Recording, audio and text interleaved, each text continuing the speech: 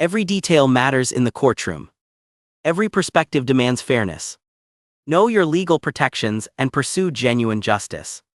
Tablets, where'd you get them? Those iPads your kids have, where'd they come from? Show me receipts. Officer, we are having lunch.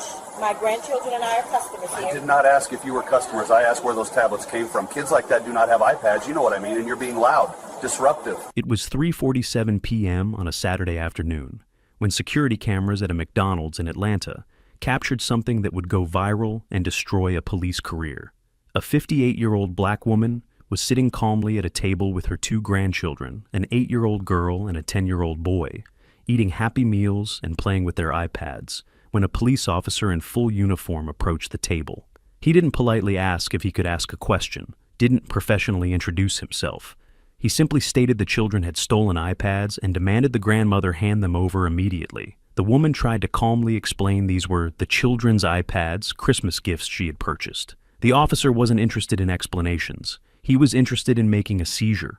What this officer didn't know, what his arrogance and racial prejudices prevented him from investigating, is that the woman whose grandchildren he was accusing was Councilwoman Dorothy Hayes, elected member of the Atlanta City Council for 12 years, former public school teacher for 30 years, and one of the most respected voices in the community on law enforcement reform. And every second of what happened in the next 23 minutes was captured on high-definition video that would prove not only that no theft had occurred, but that the officer had racially profiled children based purely on the color of their skin.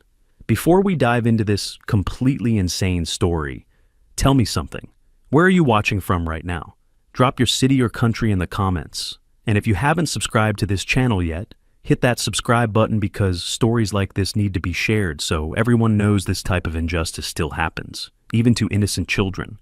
You won't want to miss a single second of what happens next, because the twist is absolutely epic.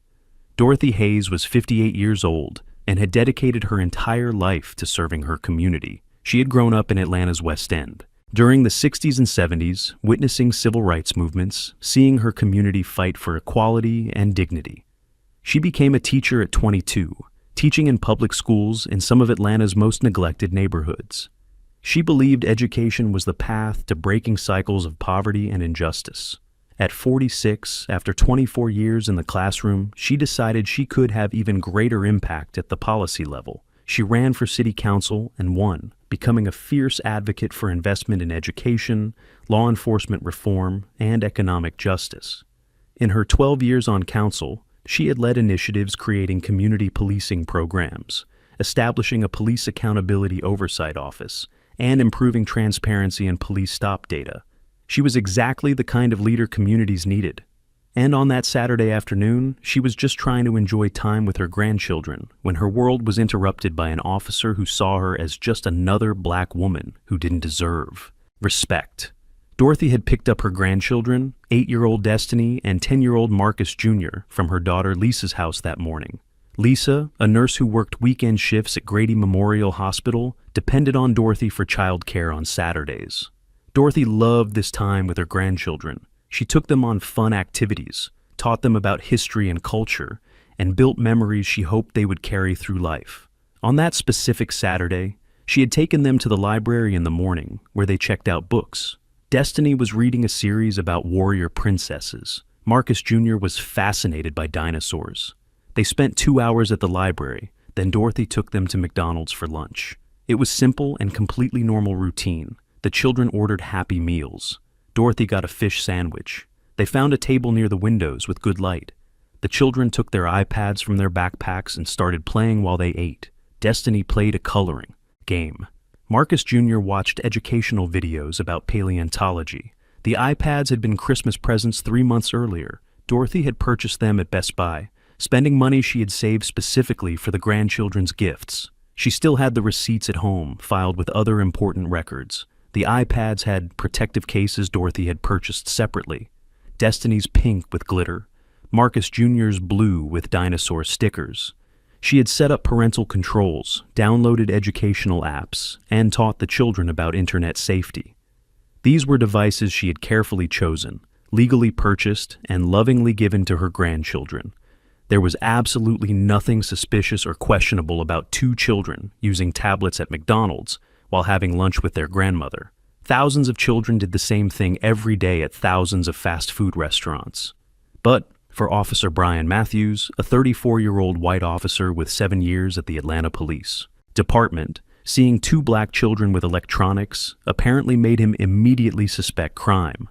Matthews was at McDonald's in full uniform, technically on lunch break during his shift.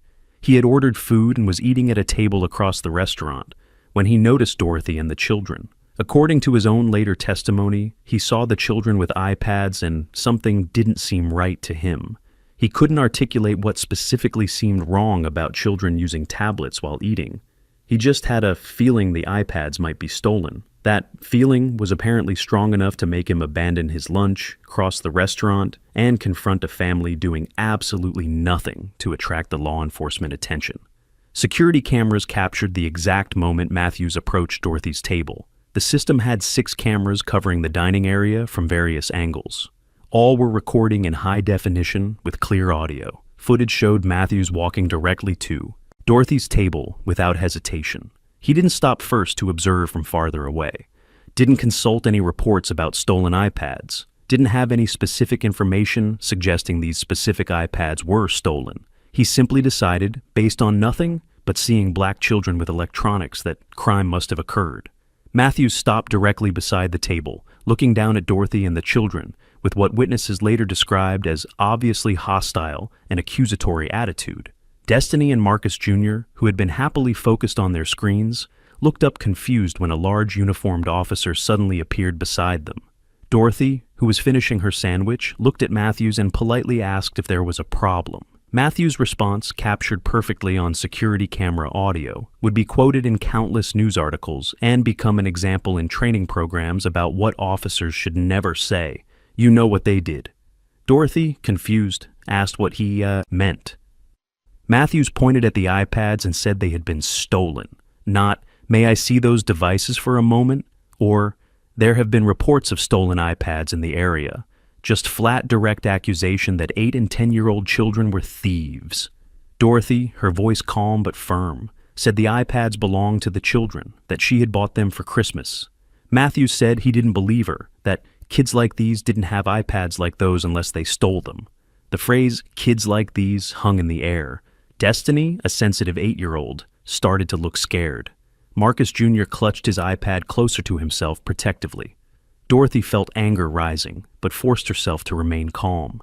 She knew how situations with police officers could escalate, especially when black people asserted their rights. She kept her voice level and told Matthews he was completely wrong, that there was no theft, that the children had done nothing wrong. Matthews wasn't convinced. He said he needed to see proof of ownership, or he would confiscate the iPads as possible stolen property and potentially detain the children for questioning. Dorothy felt her blood run cold at that threat. This officer was talking about detaining her grandchildren, 8 and 10-year-old children happily eating at McDonald's, for no reason beyond his own baseless suspicion. She told Matthews very clearly he had no legal authority to confiscate property or detain children without actual evidence of crime. Matthews responded that, as a police officer, he had authority to investigate suspicious activity, and children with expensive electronics constituted suspicious activity. Dorothy, whose voice now carried the edge of authority that came from decades of leadership, asked exactly what was suspicious about children having tablets. Matthews said iPads like those cost hundreds of dollars and were common theft targets. Dorothy pointed out millions of families owned iPads legally, that owning electronics wasn't evidence of crime. Other customers in the McDonald's started noticing the confrontation. Some people stopped eating to watch. A woman pulled out her phone and started filming, instinctively sensing something wrong was happening. Destiny started crying silently, tears running down her face as she clutched her pink glitter iPad to her chest. Marcus Jr., trying to be brave like he thought 10-year-old boys should be, told the officer his grandmother had bought the iPads, that they didn't steal anything. Matthews told Marcus Jr. to be quiet, that adults were talking. The condescending, dismissive tone, directed at a 10-year-old child who was simply telling the truth, made several customers visibly uncomfortable. Dorothy put a comforting hand on Marcus Jr.'s shoulder and told Matthews he was scaring children for no reason, that he needed to leave or provide real legal cause for this interrogation. Matthews said he didn't have to provide anything, that she needed to obey a police officer or there would be consequences. Dorothy made a decision at that moment. She took out her phone and called 911. When the dispatcher answered, Dorothy calmly but firmly reported that an Atlanta police officer was harassing her and her grandchildren at the McDonald's on Peachtree Street, that he had accused children of stealing their own iPads without any evidence, that he was threatening to detain innocent children, and that she wanted a supervisor responding to the location immediately. She provided her full name, including title, Councilwoman Dorothy Hayes. She told the dispatcher this incident would be formally reported, and she wanted an incident number. Matthews looked momentarily surprised Dorothy had called police on a police officer, but he quickly recovered composure and said she was just making things worse for herself. Dorothy responded, she wasn't making anything worse, that he was violating her family's rights, and that she would ensure there was complete accountability. While they waited for a supervisor to arrive, Matthews continued insisting the iPads were stolen. He asked Dorothy to surrender the devices so he could check serial numbers against a stolen property database. Dorothy refused, explaining he had no legal right to confiscate private property without a warrant or probable cause of crime. Matthews claimed reasonable suspicion of stolen property was probable cause. Dorothy, who had studied constitutional law extensively during her work on policing reform, politely but firmly disagreed. She explained reasonable suspicion requires specific articulable facts indicating criminal activity, not just an officer's feeling about who should or shouldn't own certain items. Seeing black children with iPads wasn't reasonable suspicion unless Matthews assumed black children couldn't legitimately own electronics. The implication was clear, and Matthews knew it. He got defensive, claiming this wasn't about race. Dorothy then asked what specifically about her grandchildren or their iPads made him suspect theft. Matthews had no good answer for that. The McDonald's manager, a young Latino man named Carlos Rivera, approached the situation. He had been behind the counter when the confrontation began, but several employees had alerted him that a police officer was confronting customers. Carlos, who had managed that location for 3 years, knew Dorothy. She came there often with her grandchildren. She was always polite, always paid, never caused any kind of problem. He also noticed Matthews had eaten there many times during lunch breaks, and had never confronted any of the white customers he'd seen using iPads, laptops, or other electronics. Carlos politely asked if there was a problem he could help resolve. Matthews said it was police business and didn't concern the manager. Carlos responded that when a police officer confronted customers in his restaurant, it definitely concerned him as manager. He asked if any crime had been reported, if there was any call about theft. Matthews admitted there was no specific call, but that he was investigating suspected stolen property. Carlos asked what evidence there was of theft. Matthews pointed at the iPads. Carlos pointed out many families came to his restaurant with tablets and phones, that he had never seen Matthews question any of them.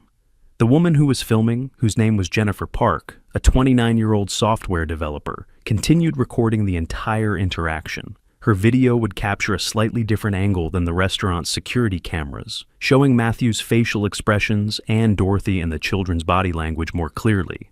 Jennifer would later tell reporters she started filming because something about how Matthews was treating the family felt fundamentally wrong. She saw parents with children using electronics at that McDonald's all the time. She had never seen an officer question any of them. The fact he chose to specifically confront this black family raised immediate red flags for her. And when she heard Matthews say, "Kids like these," she knew she was witnessing racial profiling in real time. Destiny was still crying, louder now. Marcus Jr. was trying to be strong, but his eyes were red. Dorothy alternated between comforting grandchildren and maintaining firm but respectful confrontation with Matthews. She repeated multiple times the children had done nothing wrong, that the iPads were theirs, that Matthews was traumatizing innocent children for no valid reason. The first Atlanta patrol car responding to Dorothy's call arrived 11 minutes after she had called. The officer who stepped out, Sergeant Michelle Washington, had worked at the department for 14 years. She knew Matthews by sight, but didn't work directly with him. She definitely knew Dorothy Hayes.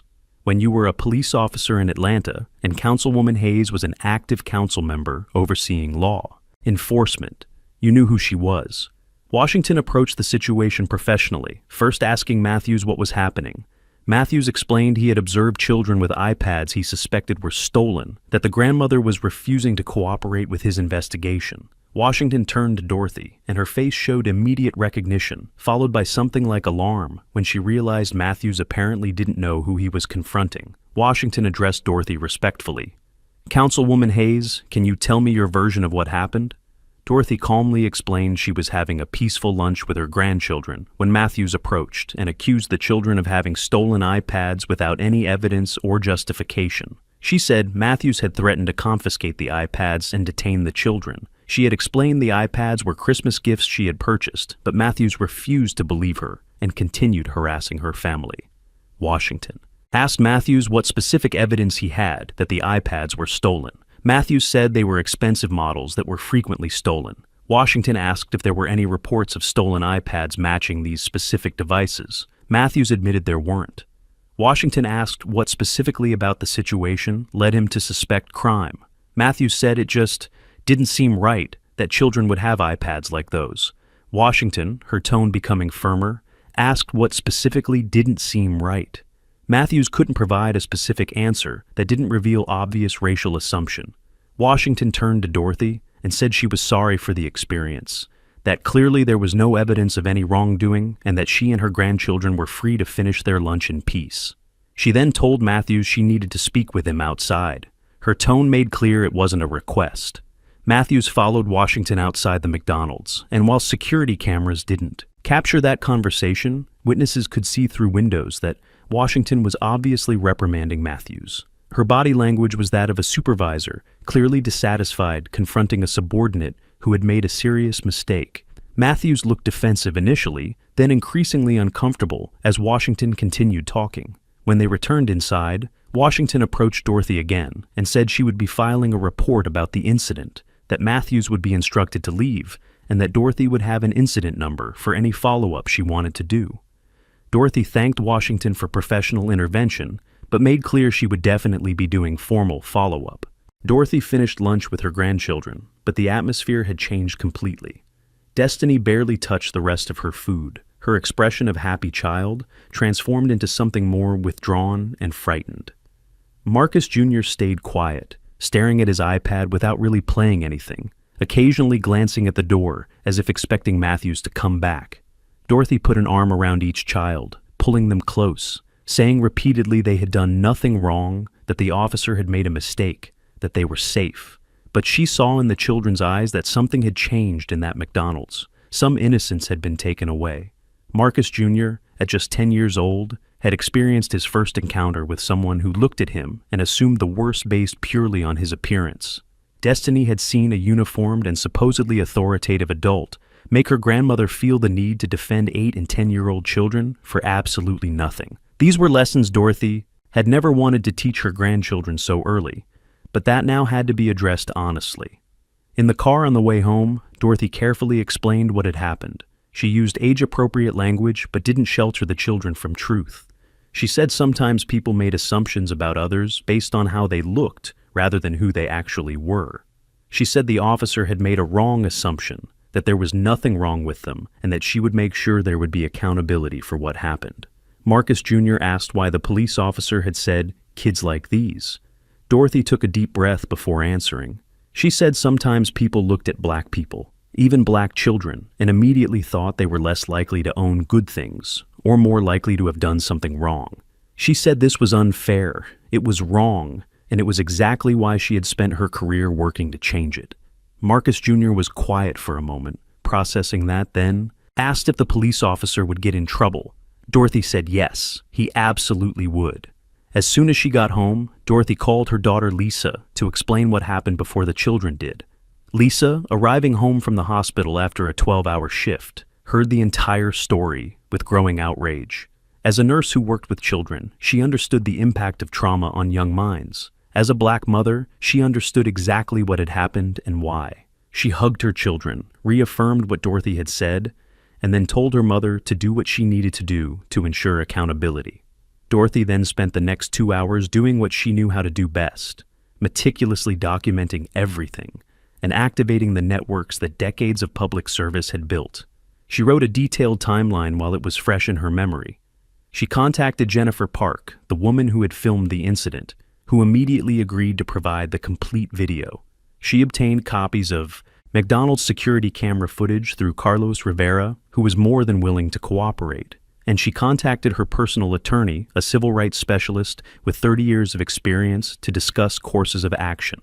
The following day, Sunday, Dorothy went to the Atlanta Police Department and filed a formal complaint against Matthews. She brought all documentation, timeline, screenshots of her 911 call, Jennifer Park's contact information and name, and a statement from Carlos Rivera, the McDonald's manager. She fully identified herself as Councilwoman Dorothy Hayes and told the reception officer she wanted the complaint documented, a case number, and notification to the chief of police that she would be following up personally. The reception officer, clearly recognizing Dorothy's name and title, ensured she would receive senior supervisory response.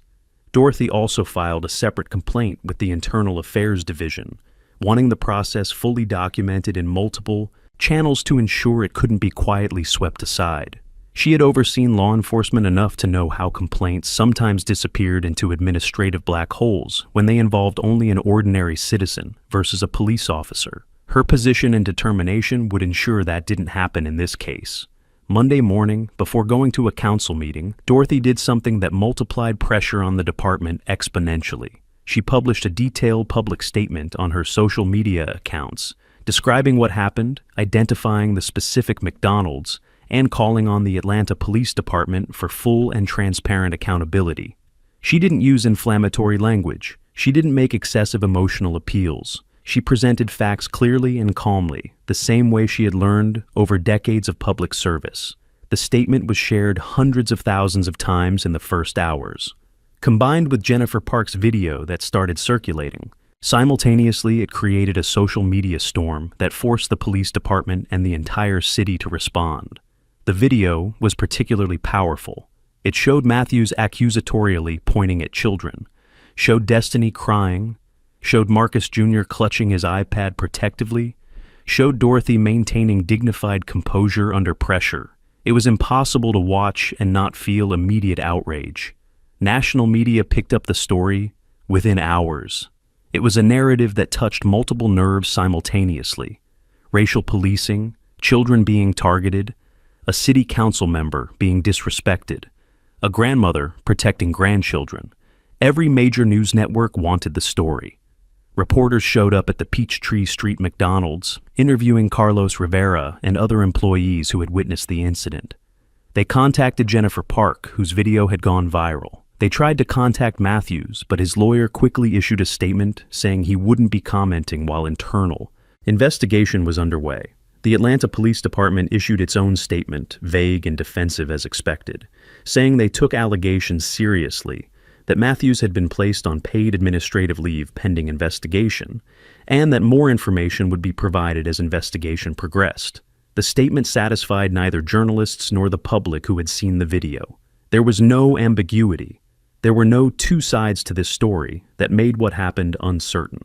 Concerning for the department was investigative reporters discovering Matthews had a history of complaints. In his 7 years at the Atlanta Police Department, he had received 11 formal citizen complaints. 7 of those complaints came from black people alleging racial profiling, unjustified approaches, or discriminatory treatment. Of the 11, only 2 had resulted in any discipline, both minor written warnings that didn't affect his career. The others had been filed as unsubstantiated or closed without action after internal investigations many claimed were superficial. The pattern was clear and disturbing. Matthews had a documented history of treating black people differently, and the department had repeatedly ignored it. Dorothy and her grandchildren's case wasn't an aberration. It was continuation of a pattern the department had failed to address. Even more damaging was stop data journalists obtained through public records request. Matthews had made 412 stops in the past 2 years. When analysts examined those stops by race, disparities were shocking. Black people constituted 78% of his stops, despite being only 31% of the population in areas he patrolled. White people were only 9% of his stops, despite being 48% of those same areas. The numbers were impossible to explain as coincidence or result of legitimate crime patterns. They strongly indicated Matthews systematically applied different policing to black versus white people, that he operated with a fundamentally different set of assumptions based on race. When this data was published, it transformed the story from individual incident to evidence of systematic pattern. It wasn't just about Dorothy and her grandchildren. It was about hundreds of other people who had been targeted by Matthews for years. Dorothy was asked to hold a press conference by city council. She appeared composed, professional, wearing a navy blue suit, her glasses framing her face. She brought Lisa and the children, Destiny and Marcus Jr., stood beside their grandmother and mother, silent presence that made everything very real for anyone watching. Dorothy spoke without notes, her voice carrying the weight of decades of advocacy. She described what happened factually, but also spoke about the broader impact. She said as a council member who had worked on policing reform for more than a decade, she understood complexities of law enforcement. She knew there were many excellent officers doing difficult work with integrity, but she also knew systematic racism in policing was a real and documented problem that departments couldn't keep ignoring. This incident wasn't about a bad officer having a bad day. It was about an officer who had demonstrated a pattern of discriminatory behavior that the department had allowed to continue for years. Dorothy also spoke directly to black families across Atlanta and across the country who had experienced similar encounters. She said she knew many families had been racially profiled, that their children had been questioned, that their rights had been violated, but they had no platform or resources to fight back. She said she was using her position to ensure this case resulted in change that would protect those families, not just Councilwoman Hayes with connections and visibility. She promised the disciplinary process would be transparent and complete, that policy changes would be implemented to prevent similar patterns in the future, and that stop data would be made more easily publicly accessible so community could see when racial disparities emerged. The press conference was applauded within and outside the Atlanta community. The internal affairs investigation was formally opened Monday after the incident, and unlike previous investigations involving Matthews that had been conducted superficially, this one was complete and rigorous from the start. There were multiple reasons for this. First, evidence was irrefutable. Security footage from 6 cameras, independent video from Jennifer Park, statements from multiple witnesses including the restaurant manager and other customers, and Sergeant Washington's own report documenting Matthews had been unable to articulate real evidence of crime. Second, the victim was a city council member who had overseen the police department for 12 years and had intimate knowledge of how internal affairs investigations should work versus how they often worked. Third, public pressure was intense and immediate, with national media covering the story and social media demanding accountability. There was no way for the department to quietly file this as it had done with previous complaints against Matthews. Investigators began by reviewing complete footage from all 6 McDonald's security cameras. Unlike incidents where cameras captured only fragments, this had nearly complete coverage of the entire interaction from the moment Matthews entered the restaurant until he left with Washington. Footage showed Matthews sitting at a table across the restaurant for approximately 8 minutes before approaching Dorothy and the children. During that period, cameras captured multiple other customers in the dining area. A white family with children was using tablets at a nearby table.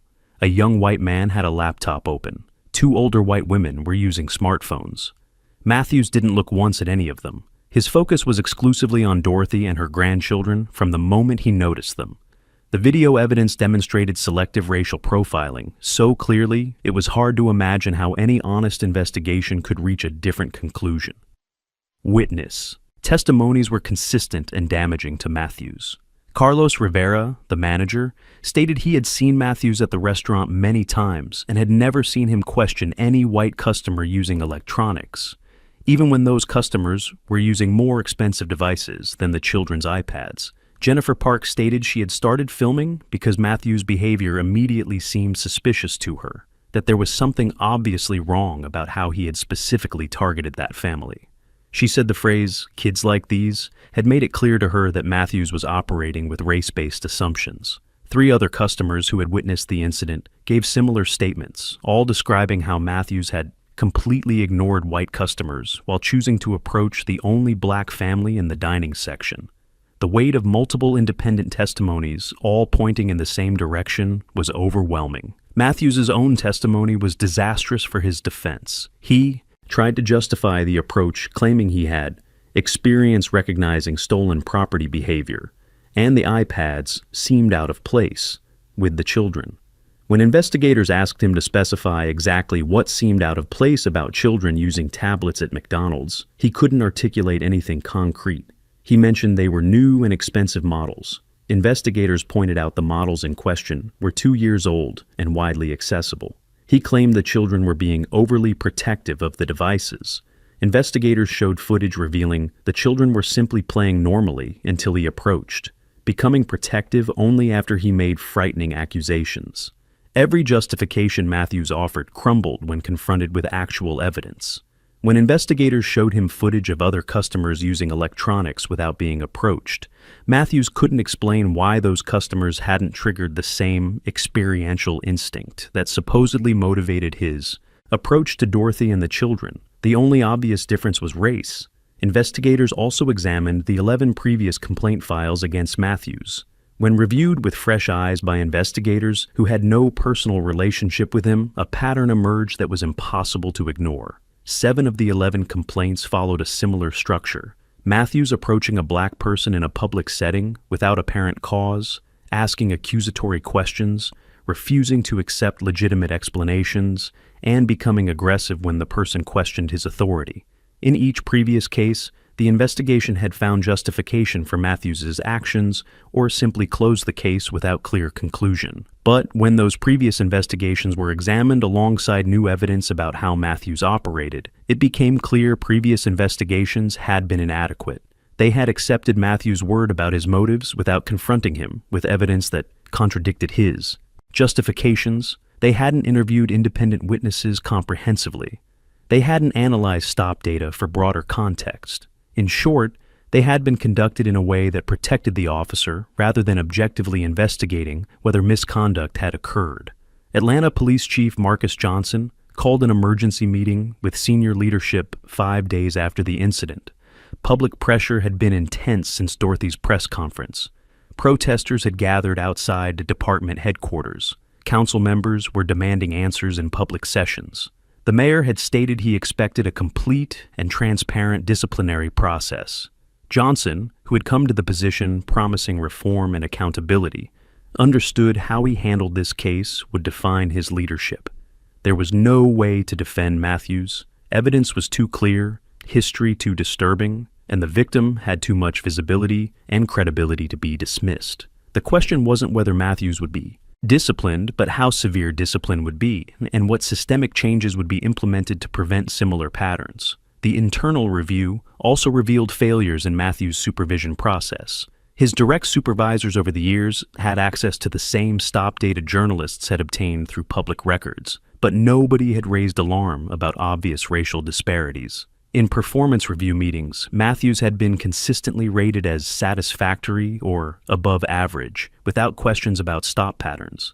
There was an email where a supervisor had praised Matthews for having good street instincts, a phrase that now looked very different in light of evidence that his instincts were based on racial prejudice rather than actual criminal behavior.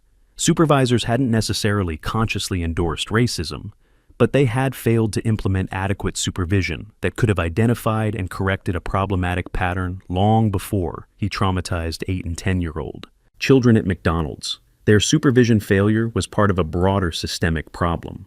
Dorothy, through her lawyer, filed a federal civil lawsuit 2 weeks after the incident. The 94-page petition named Matthews personally, the Atlanta Police Department, the City of Atlanta, and supervisors who had failed to address Matthews' documented pattern of misconduct. The lawsuit sought damages for racial profiling, emotional distress for Dorothy, and specifically for the children, and violation of equal protection rights under the 14th Amendment. But similar to the pattern of other systemic reform cases, money wasn't the primary goal. The lawsuit included a detailed list of policy changes Dorothy demanded. Stop data disaggregated by race made publicly available in real time. Automatic review system triggered when an officer's stop patterns showed statistically significant racial disparities. Mandatory training on implicit bias and unbiased policing conducted by outside experts, and creation of an independent complaint review process where citizens had real representation rather than having complaints investigated exclusively by the same department being accused. Matthews' lawyer's response was to try arguing he had acted in good faith based on legitimate suspicion, but that defense was nearly impossible to maintain in the face of evidence. Footage showed he had ignored multiple white customers using electronics before choosing to approach the only black family. His stop data showed systematic racial disparity over years.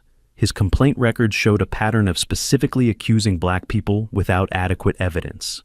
And his own inability during deposition to articulate any specific reason to suspect these particular children that didn't reveal racial assumption made the good faith argument nearly impossible to sustain. The lawsuit was in strong position, and everyone involved knew it. 9 months after the McDonald's incident, the city of Atlanta made a substantial settlement offer. The offer included $2.8 million in compensation for Dorothy and family, with a significant portion specifically designated for Destiny and Marcus Jr., as recognition of the emotional trauma the children had suffered. But as in all truly impactful reform cases, the money was only part of the equation. The offer included permanent termination of Matthews with revocation of his law enforcement certification in Georgia, making it impossible for him to be hired as an officer at any department in the state. His direct supervisors who had failed to address documented patterns of misconduct would be formally reprimanded and required to complete extensive retraining on proper supervision and accountability. But the systemic reforms Dorothy had demanded were the real heart of the settlement. The changes she had fought to implement throughout her counsel career, but had never been able to force through normal political channels with the same urgency this case now created. The new data collection system would be revolutionary in its transparency. Every Atlanta Police Department officer would be required to document every stop they made, person's race, specific reason for approach, duration of interaction, whether search was conducted, whether detention occurred, and outcome. This data wouldn't just be compiled internally, but published on an online portal updated monthly, accessible to any citizen with internet connection. Automatic analysis software would identify when an individual officer's stop patterns diverged significantly from departmental averages, generating an alert for supervision. Any officer whose data showed statistically significant racial disparities for 2 consecutive quarters would automatically be subjected to a comprehensive performance review that included interviews with people they had stopped, analysis of available footage, and assessment by outside experts in unbiased policing. It would no longer be possible for supervisors to ignore problematic patterns by claiming they hadn't seen the data. Mandatory training would be fundamentally different from what the department had previously provided. Instead of online modules officers could complete while doing other tasks, it would be 40-hour in-person training conducted by a combination of civil rights experts, psychologists specializing in implicit bias, and community members who had experienced discriminatory policing. Training would include sessions where officers heard directly from racial profiling victims, not abstract statistics, but personal stories of real impact on real lives. It would include role-playing exercises where officers practiced unbiased approaches in simulated situations, with immediate feedback on when their responses revealed problematic assumptions. It would include a specific component on policing children, recognizing law enforcement interactions, with minors required additional sensitivity and higher standards of justification. And it would include training on recognizing and addressing one's own implicit bias, because research clearly demonstrated unconscious bias could influence behavior even in people who consciously rejected racial prejudice. The independent complaint review process was perhaps the most significant reform.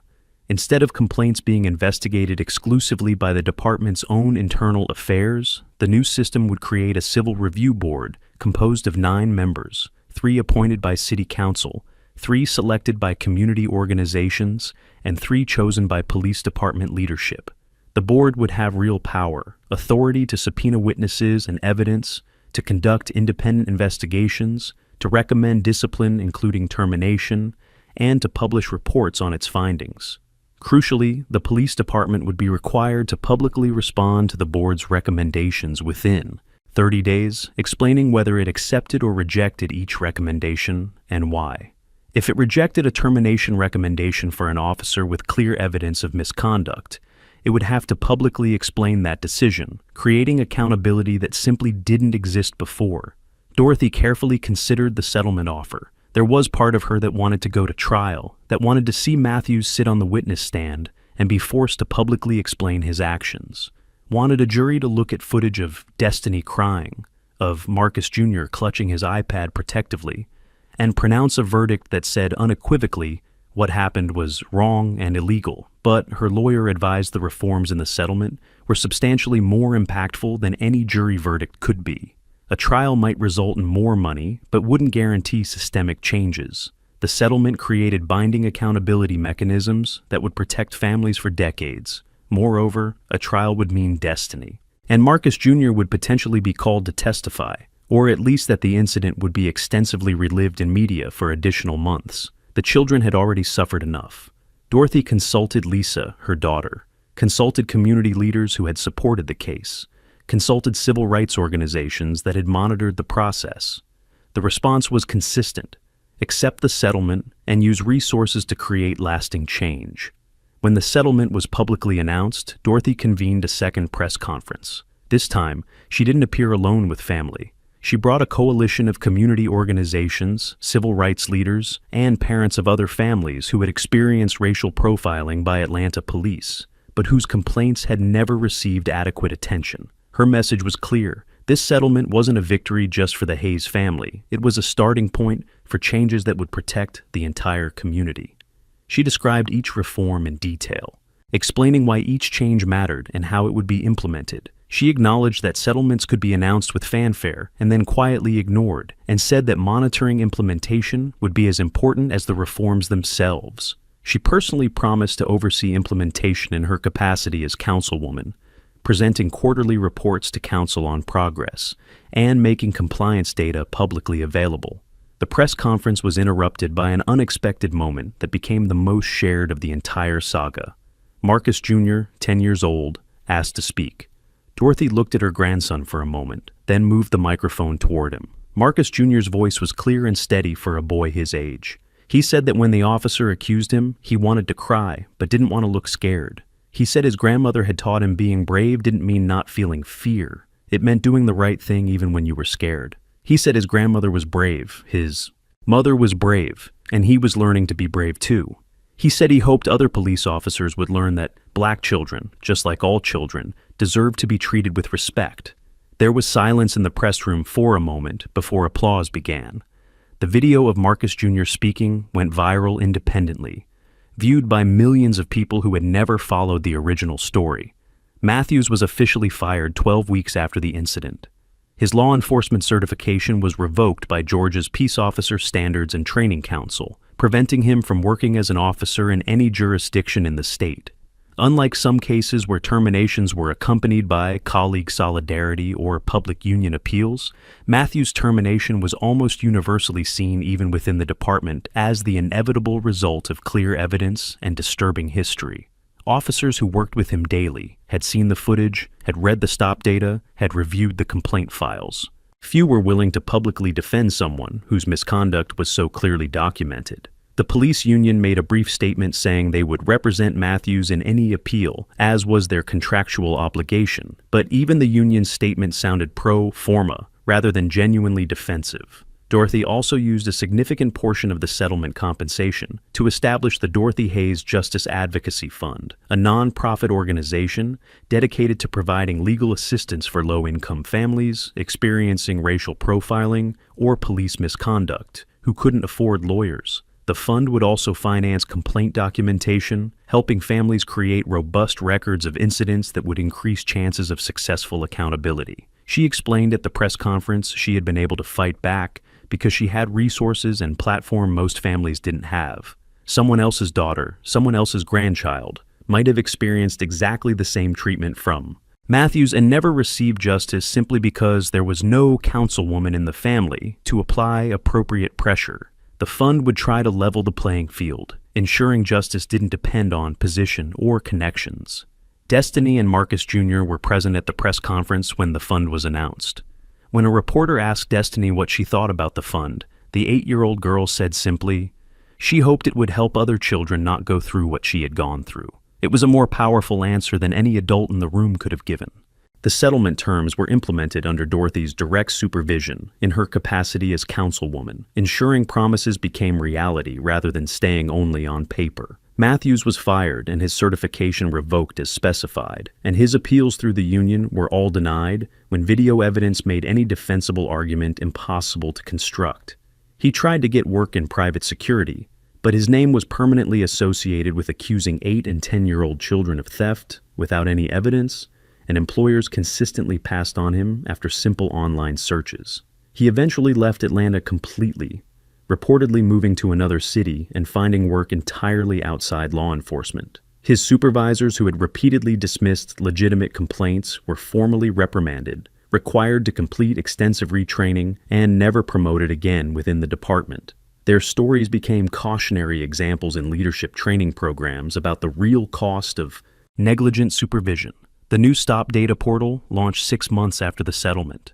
For the first time in department history, any citizen could go online and see detailed data about any officer's stops, including race of people stopped and outcomes of interactions. The immediate transparency revealed patterns that had been hidden for years. Beyond Matthews' data that had already been exposed, the portal revealed 6 other officers with statistically significant racial disparities in their stop patterns. All 6 were immediately subjected to comprehensive performance reviews as required by the new protocol. 2 were found with evidence of systematic bias and sent for intensive retraining with increased monitoring. 3 had patterns explained by legitimate factors like patrol areas with specific demographics and were cleared after review.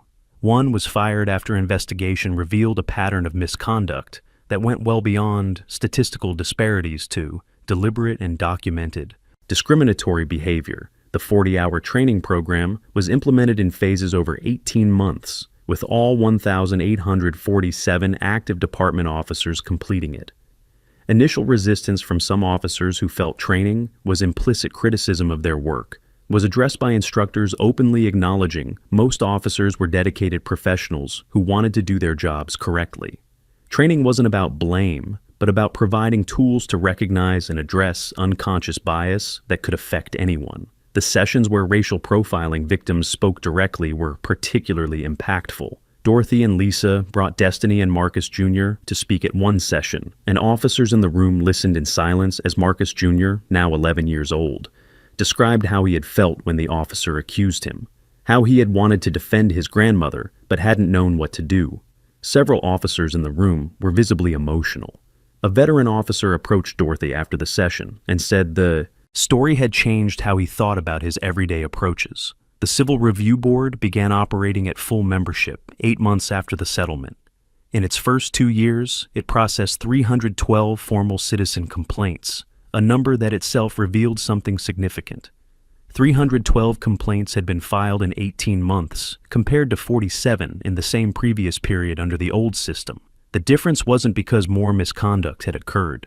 It was because citizens now had an accessible and transparent process they felt could actually result in accountability rather than a closed system where complaints disappeared without explanation. Of the 312 complaints, the board found 89 substantiated after full investigation, resulting in discipline ranging from mandatory retraining to termination.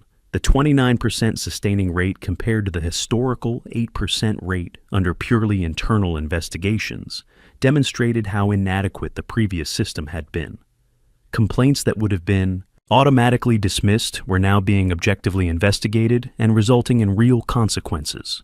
The Dorothy Hayes Justice Advocacy Fund provided legal assistance for 143 families in its first 3 years who had experienced racial profiling or police misconduct in Atlanta and surrounding areas. Many of these cases would never have been pursued without the fund's support because families simply couldn't afford lawyers. 22 resulted in settlements that compensated families and created policy changes at smaller departments beyond Atlanta. Others resulted in formal complaints that were addressed through the new Civil Review Board. The fund also developed a Knowing Your Rights training program, presented at 47 elementary and middle schools in Atlanta, teaching students about constitutional rights in age-accessible language.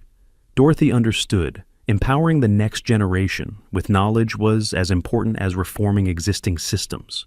Children who knew their rights would become adults who could effectively exercise them. Dorothy continued serving on city council, her reputation and influence enormously strengthened by how she handled the case. She had been a policing reform advocate for over a decade, but the McDonald's incident had transformed her into a national voice on the subject. She was invited to speak at conferences across the country, testified before congressional committees on policing reform, was consulted by other cities seeking to implement similar transparency and accountability reforms. The Atlanta model, with its public data portal, comprehensive training program, and independent civil review board, began being replicated by departments in 7 other cities within 3 years. Each replication represented more families protected from treatment Destiny and Marcus Jr. had experienced. Dorothy saw this as the most significant legacy of the entire case. Sergeant Michelle Washington, the officer who had responded to Dorothy's call and professionally handled the situation, was promoted to lieutenant 2 years after the incident. In an interview about the promotion, she was asked about the case. She said she had just done her job, had responded to the call, and applied the training she had. But she also said the case had reinforced for her why transparency and accountability mattered, that when officers knew their actions were being monitored and there would be real consequences for misconduct, they were more careful, more professional, more committed to applying the law fairly. She had become a mentor for young officers in the department, emphasizing that effective policing built community trust, and that community trust made the job safer and more effective for everyone. Washington and Dorothy occasionally appeared together at events, their unlikely but genuine friendship serving as example of how bridges could be built between community and law enforcement when both sides acted with integrity. Carlos Rivera, the McDonald's manager who had intervened and provided security footage, was promoted to regional manager overseeing 15 locations. The company recognized him for how he had handled a difficult situation, maintaining professionalism while taking the right side. He occasionally told the story when speaking with new managers about treating customers with respect, regardless of anything. Jennifer Park, the software developer who had filmed the incident and provided crucial video, became an advocate for documenting police encounters, speaking at events about the importance of witnesses taking action when they saw injustice. She always emphasized she had started filming because something had seemed wrong, and trusting that instinct had mattered. Her video had been a crucial piece of the evidence puzzle that made accountability possible. Destiny and Marcus Jr. grew up knowing their experience at that McDonald's had mattered, had led to changes that would protect other children. Dorothy made sure the children understood what had happened in a way that empowered, rather than permanently traumatized them. She took them to city council sessions where they saw reforms debated and implemented. She showed them the online data portal and explained what it meant. She introduced them to other young people in the Knowing Your Rights program at schools. Destiny, at 14, wrote an essay for school about the experience that her teacher submitted for a state writing competition. The essay won first place. She wrote about feeling scared at that McDonald's, about watching her grandmother defend her with calm and dignity, and about learning that justice didn't come automatically, but required people willing to fight for it even when it was difficult and frightening. Reflecting 5 years after the incident, Dorothy said in an interview that Saturday afternoon at McDonald's had been simultaneously one of the most humiliating and most transformative days of her life. Humiliating because she had watched an officer look at her beloved grandchildren and see them as suspects rather than children. Transformative because it had crystallized for her why reform work mattered not in abstract terms, but in concrete human consequences. She had worked for policing reform for years, but had been a reformer from a safe distance, working through politics and process. That day, she had personally experienced what communities she represented experienced regularly. That had made everything more real, more urgent, more personal, and it had produced in her a renewed determination that no political or bureaucratic battle could have generated alone. Sometimes the most painful experiences are those that produce the most lasting change. And when that change happens, when systems are reformed, when children are protected, when communities trust law enforcement more, the suffering that produced it finds purpose beyond any individual and touches the lives of countless others who will never know. Dorothy Hayes' name, but who will live in a world made a little more just because she refused to stay silent at that McDonald's in Atlanta. Hold it. Step away from the door. Keep your hands visible. Okay, I'm in my own driveway. What's the problem here? We received a tip about this address. We need to verify your status. I'm the police chief. I run the police department in this town. You got a warrant? Doesn't matter. You're coming with us till we sort this out. It was 7:18 a.m. on a Tuesday morning when security cameras at a house in a quiet suburban neighborhood of Minneapolis captured something that would shock the nation and end multiple federal careers. A 46-year-old black man wearing casual clothes was standing on his own front porch holding a coffee cup when two ICE agents in tactical uniforms approached his property without warning. They didn't ring the doorbell, didn't properly identify themselves. They simply demanded he step away from the door and accompany them for questioning. The man tried to calmly explain this was his house, that he lived there, that they were on private property without a warrant. The agents weren't interested in explanations. They were interested in making a detention. What these agents didn't know, what their arrogance and racial prejudices prevented them from investigating, is that the man whose home they had invaded was Police Chief Marcus Williams, the city's highest-ranking law enforcement officer, with 23 years of service and authority over more than 400 officers. And every second of what happened in the next 40 minutes was captured on high-definition video that would not only prove they violated multiple federal laws, but trigger a congressional investigation into ICE practices across the country. Before we dive into this completely insane story, tell me something. Where are you watching from right now? Drop your city or country in the comments below. And if you haven't subscribed to this channel yet, hit that subscribe button, because stories like this need to be documented. They need to be shared so everyone knows this type of abuse of power still happens every day, even to people in positions of authority. You won't want to miss a single second of what happens next. Marcus Williams was 46 years old and represented everything police departments said they wanted in leadership. He had grown up on Minneapolis's north side, son of a factory worker and as nurse, witnessing firsthand how effective policing could make a difference in communities, but also how bad policing could destroy trust. He entered the police academy at 21, worked through every division, patrolled the toughest streets, built relationships with communities that historically distrusted law enforcement. He attended college at night, earning a master's degree in criminal justice while working full shifts. He was promoted through the ranks based on merit and results, becoming Minneapolis's first black police chief at 44. In the 2 years since his appointment, he had implemented community policing reforms that reduced civilian complaints by 37%, while maintaining crime clearance rates. He was exactly the kind of leader cities struggled to recruit, and on that Tuesday morning, he was standing on his own porch planning his day when his world was turned upside down. Marcus had woken at 6:30 a.m. like he did every day. He showered, dressed casually because he had internal, in meetings in the morning before putting on his uniform for an afternoon community event, and made coffee. His wife, Dr. Angela Williams, a political science professor at the University of Minnesota, had already left for an early class at 7 a.m. Their 2 teenage children were still sleeping before school. Marcus grabbed his coffee cup and stepped onto the front porch to enjoy a few minutes of peaceful morning before starting what promised to be a busy day. He was checking emails on his phone, sipping coffee, breathing fresh March air. It was completely normal routine he followed maybe 3 times a week when weather permitted. Nothing about his behavior was suspicious or unusual. He was literally just existing on his own property. But for the 2 ICE agents who showed up, his mere presence as a black man in a predominantly white neighborhood apparently justified interrogation. The agents, who would later be identified as Derek Hansen and Miguel Torres, were supposedly conducting an investigation into an immigrant smuggling network they claimed operated in the Minneapolis metro area. They had received a tip that someone at a specific address might be involved, but when they arrived at that specific address, they found it didn't match any description they'd been given. So instead of double-checking their information or seeking assistance from local law enforcement as protocol required, they decided to expand their search by approaching nearby houses. They saw Marcus on his porch and, for reasons that would become painfully clear later, decided this black man needed to be questioned. Marcus's home security cameras captured the entire encounter from the beginning.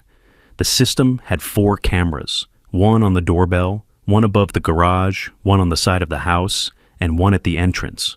All were recording in the high-definition video with clear audio. The footage showed Hansen and Torres exiting an unmarked black SUV parked on the street. They weren't wearing traditional police uniforms, but tactical vests with ICE emblazoned on them. They walked directly onto Marcus's property without hesitation, up the driveway toward the porch. Marcus, hearing footsteps, looked up from his phone and saw two men in tactical gear approaching. His first reaction, captured clearly on video, was confusion. He hadn't called law enforcement, had no packages being delivered. Nobody had rung his doorbell or announced their presence. Hansen spoke first, and his words would be quoted in countless news articles. Step away from the door. Not, hello, not, we're federal agents investigating something. Just a blunt command treating Marcus like an immediate threat. Marcus, confused but maintaining composure, asked who they were and what they wanted. Torres said they were ICE, and Marcus needed to answer some questions. Marcus, whose first reaction as police chief was to assess whether this was legitimate operation or possible impersonation, asked to see proper identification. Hansen immediately got defensive about the request. He said he didn't need to show anything, that Marcus needed to comply with federal orders. Marcus, now realizing this situation was getting strange, kept his voice calm but firm. He explained this was his house, his private property, and that they needed either a warrant or consent to be there. He wasn't giving consent. Hansen said they didn't need a warrant because they were conducting a national security investigation. Marcus, who knew constitutional law better than most because of his position, politely but firmly disagreed. He explained that unless there were exigent circumstances, hot pursuit, or consent, they needed a warrant to approach someone on private property. Torres said Marcus was being difficult, that if he had nothing to hide, he should just cooperate. It was the classic trap, framing exercise of constitutional rights as suspicious behavior. Marcus had seen this tactic used by bad officers countless times. He never imagined it would be used against him in his own home. Marcus made a strategic decision at that moment. He could have immediately revealed he was police chief, that he had more authority in this jurisdiction than they did, that they were making a massive mistake, but he wanted to see how far this would go. How far federal agents were willing to go without proper legal justification. He told the agents calmly he wouldn't answer questions without knowing the legal basis for their questioning. He wasn't being detained, he hadn't committed a crime, he was on his own property. They needed to leave. Hansen interpreted this as refusal to cooperate with federal authority. He told Marcus if he didn't comply voluntarily, they would detain him for obstruction. Marcus, maintaining impressive composure, asked obstruction of what exactly? What specific investigation was he supposedly obstructing by standing on his own porch drinking coffee? Torres didn't provide a direct answer. Instead, he started asking questions about who else lived in the house, whether Marcus had documentation proving he lived there, where he was originally from. The questions had an obvious immigration investigation tone. Torres was essentially implying Marcus might be an illegal immigrant, that he needed to prove his right to be in that house, in that neighborhood, in that country. Marcus, who had been born in Minneapolis and lived in the area his entire life, recognized the obvious racial profiling, but he continued responding calmly, though without providing the information they wanted. He said he wouldn't discuss who lived in his house with federal agents who showed up without a warrant. He said he had no obligation to prove he lived in his own house. And he repeated, they were violating his Fourth Amendment rights by being on his property without cause. Hansen, now visibly frustrated, took a step closer to the porch. He said if Marcus didn't cooperate, they would enter the house to conduct a safety check. Marcus responded, they absolutely would not.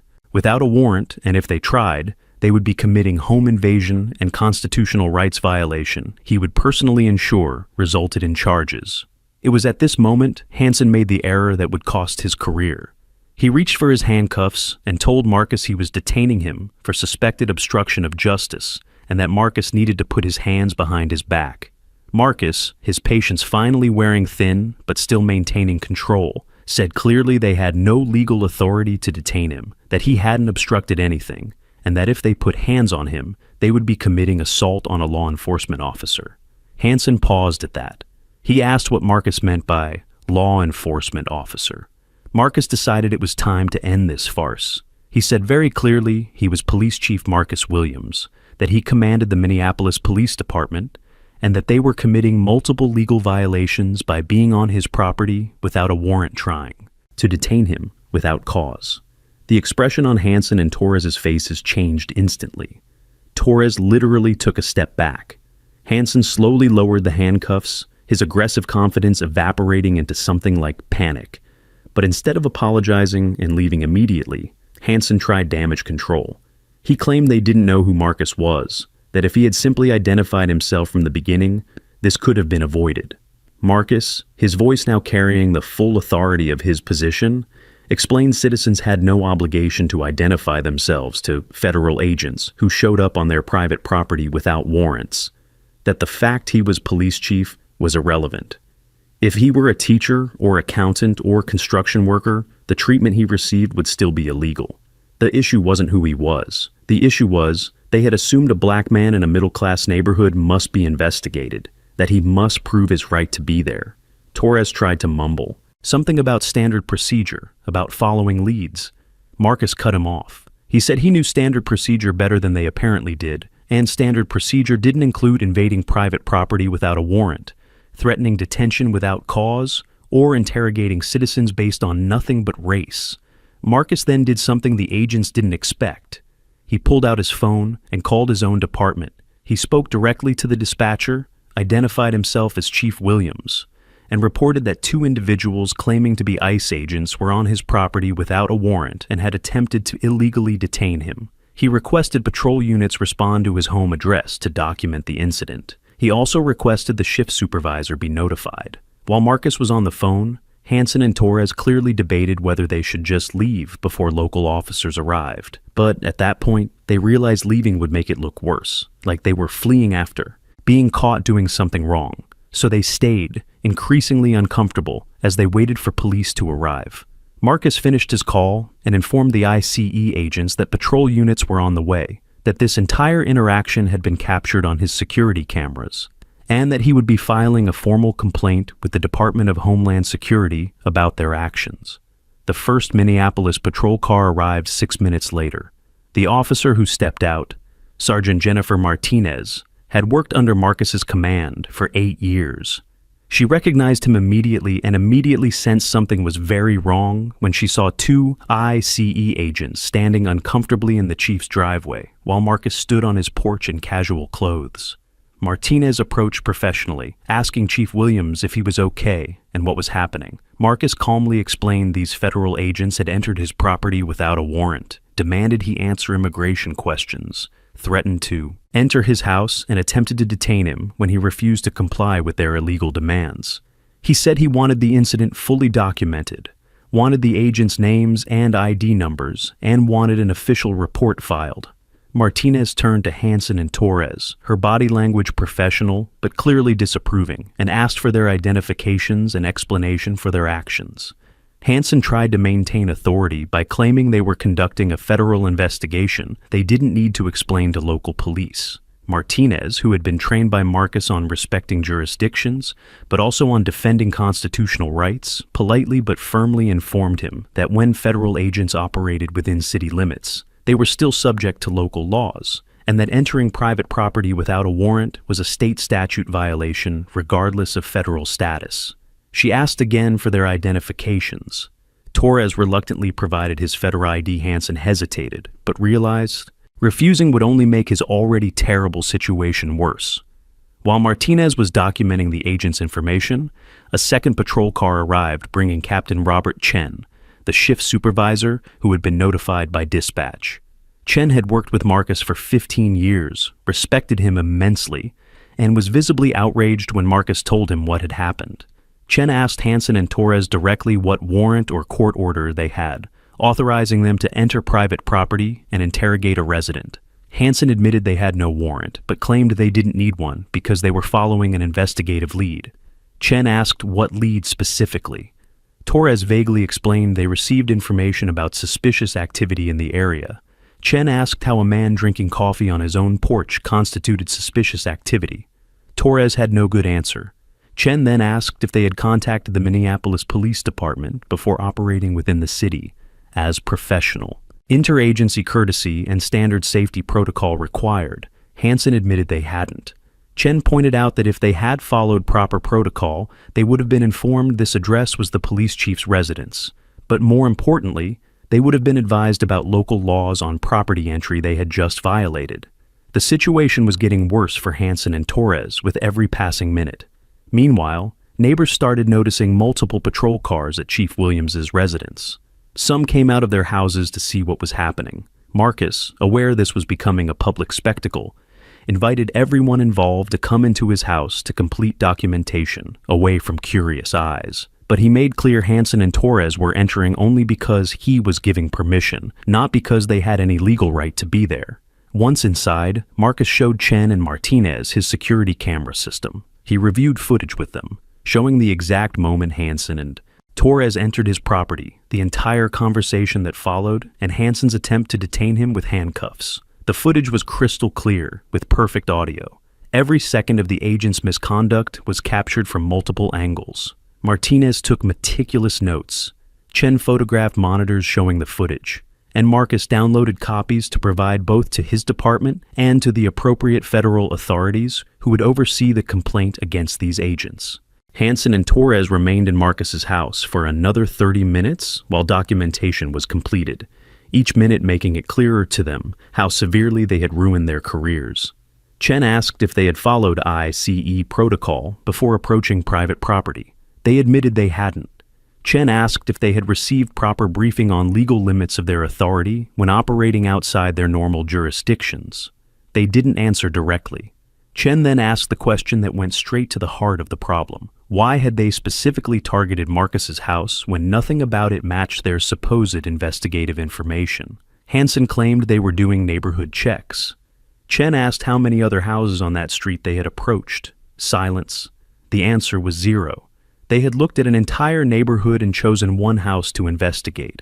The one where a black man was visible on his porch. The racial profiling couldn't have been more obvious. Martinez finished her report and informed Marcus copies would be filed, both with the Minneapolis Police Department and with the regional FBI office overseeing federal misconduct. She also recommended Marcus contact the Department of Justice directly, since this involved federal agents potentially violating civil rights under color of authority. Marcus thanked her and Chen for responding professionally. He then turned to Hansen and Torres and said something his house's internal security cameras captured perfectly. He said he hoped they understood what they did wasn't just technically illegal, it was fundamentally wrong. They had looked at a black man in a middle-class neighborhood and assumed he didn't belong, that he must be interrogated, that his constitutional rights could be ignored. If Marcus weren't police chief, if he didn't have legal knowledge and resources to fight back, how many times had they done this to other people who couldn't defend themselves? How many other citizens had been intimidated, illegally detained, or worse by these agents? Hansen tried to protest it hadn't been about race, that they were just doing their job. Marcus then asked why no other house on the street was approached. Why specifically his? Hansen had no good answer. Torres tried to say they saw someone on the porch and thought it would be a good starting point to ask questions. Marcus pointed out there were other people visible in their yards that morning he had noticed when he stepped out. All white. None were approached. Torres fell silent. The truth was inescapable, and it was captured on video from multiple angles. They had seen a black man and decided he needed to be investigated. Pure and simple racial profiling. Chen informed the agents their supervisor would be contacted, that an official report was being filed with multiple agencies, and that they probably should contact their union representatives because they were going to need them. Hansen and Torres left Marcus's house, their careers effectively over, though official terminations would still take weeks to process. Marcus spent the rest of that morning not going to work as planned, but making phone calls and filing documentation. He contacted the United States Attorney's Office for the District of Minnesota, explained what happened, and provided complete security camera footage. He contacted the regional office of the Department of Homeland Security Inspector General, filed a formal complaint, and sent all evidence. He contacted the Department of Justice Civil Rights Section and reported potential violation under 42 U.S.C. Section 1983 for federal agents violating constitutional rights under color of authority. And he contacted his congressional representative, who was outraged hearing what happened and promised to push for full investigation. The case started gaining traction in official circles before even becoming public. Federal authorities realized this wasn't routine complaint that could be quietly dismissed. This involved ICE agents invading a city police chief's property, trying to illegally detain him, all captured on high-definition video. It was a public relations nightmare waiting to happen. The story leaked to media 3 days later, not through Marcus, who had tried to follow official channels first, but through a neighbor who had seen patrol cars and started asking questions. Once a local reporter had the tip and started investigating, the full story emerged quickly. The video from Marcus's security cameras, which he provided to authorities, was also shared with media through appropriate legal channels. The video showing 2 ICE agents in full tactical gear confronting a man in casual clothes on his own porch, demanding identification, threatening detention, went instantly viral. The fact the man was the city's police chief made the story even more shocking. If this could happen to the city's highest-ranking law enforcement officer in his own home, how many times? Was it happening to ordinary citizens who didn't have authority or resources to fight back? National media picked up the story within 24 hours. It was on every major news channel. Black police chief illegally detained by ICE agents at his own home. Public reaction was immediate and furious. The video was shared millions of times. Comments flooded ICE social media pages demanding Hansen and Torres be fired and prosecuted. Civil rights organizations issued statements condemning the incident as an example of why ICE needed reform and oversight. Law enforcement associations, including several police chief associations, made rare statements criticizing federal agents for violating constitutional rights and making law enforcement look bad. The story resonated particularly because Marcus was a sympathetic figure, respected law enforcement leader, serving his community, being treated like a criminal in his own home purely because of his race. Even politicians who typically supported ICE found themselves in the uncomfortable position of having to condemn what happened. Minnesota's governor made a statement calling the incident completely unacceptable and calling for full federal investigation and policy reforms. Senators from both parties called for hearings. The pressure on the Department of Homeland Security was intense. ICE's initial response was defensive and inadequate. They issued a weak statement saying they took allegations seriously and that Hansen and Torres had been placed on administrative leave pending review. But this didn't satisfy the public who had seen the video and knew exactly what happened. There were no two sides to this story. Cameras clearly showed federal agents invading private property without a warrant, interrogating the owner based on nothing but race, and attempting to detain him when he exercised constitutional rights. ICE's spokesperson tried to frame this as a misunderstanding or error in judgment, but those euphemisms crumbled when confronted with video evidence showing deliberate and clear misconduct.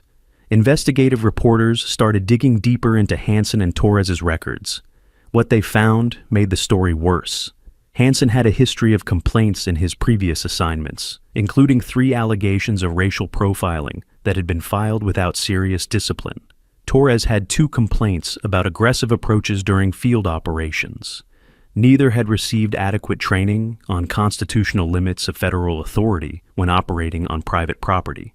Even more damaging was the discovery that their supervisors had been alerted to their behavior, but took no corrective action. There was an email where Hansen's supervisor acknowledged a complaint about him, but decided to just give verbal counseling instead of formal investigation. Another email showed Torres had been the subject of a complaint from a local police department about operating in their jurisdiction without proper coordination, but nothing happened beyond a note in his file. The pattern was clear. ICE had allowed these agents to operate with inadequate supervision, ignored warning signs about their behavior, and failed to provide appropriate training on limits of their authority.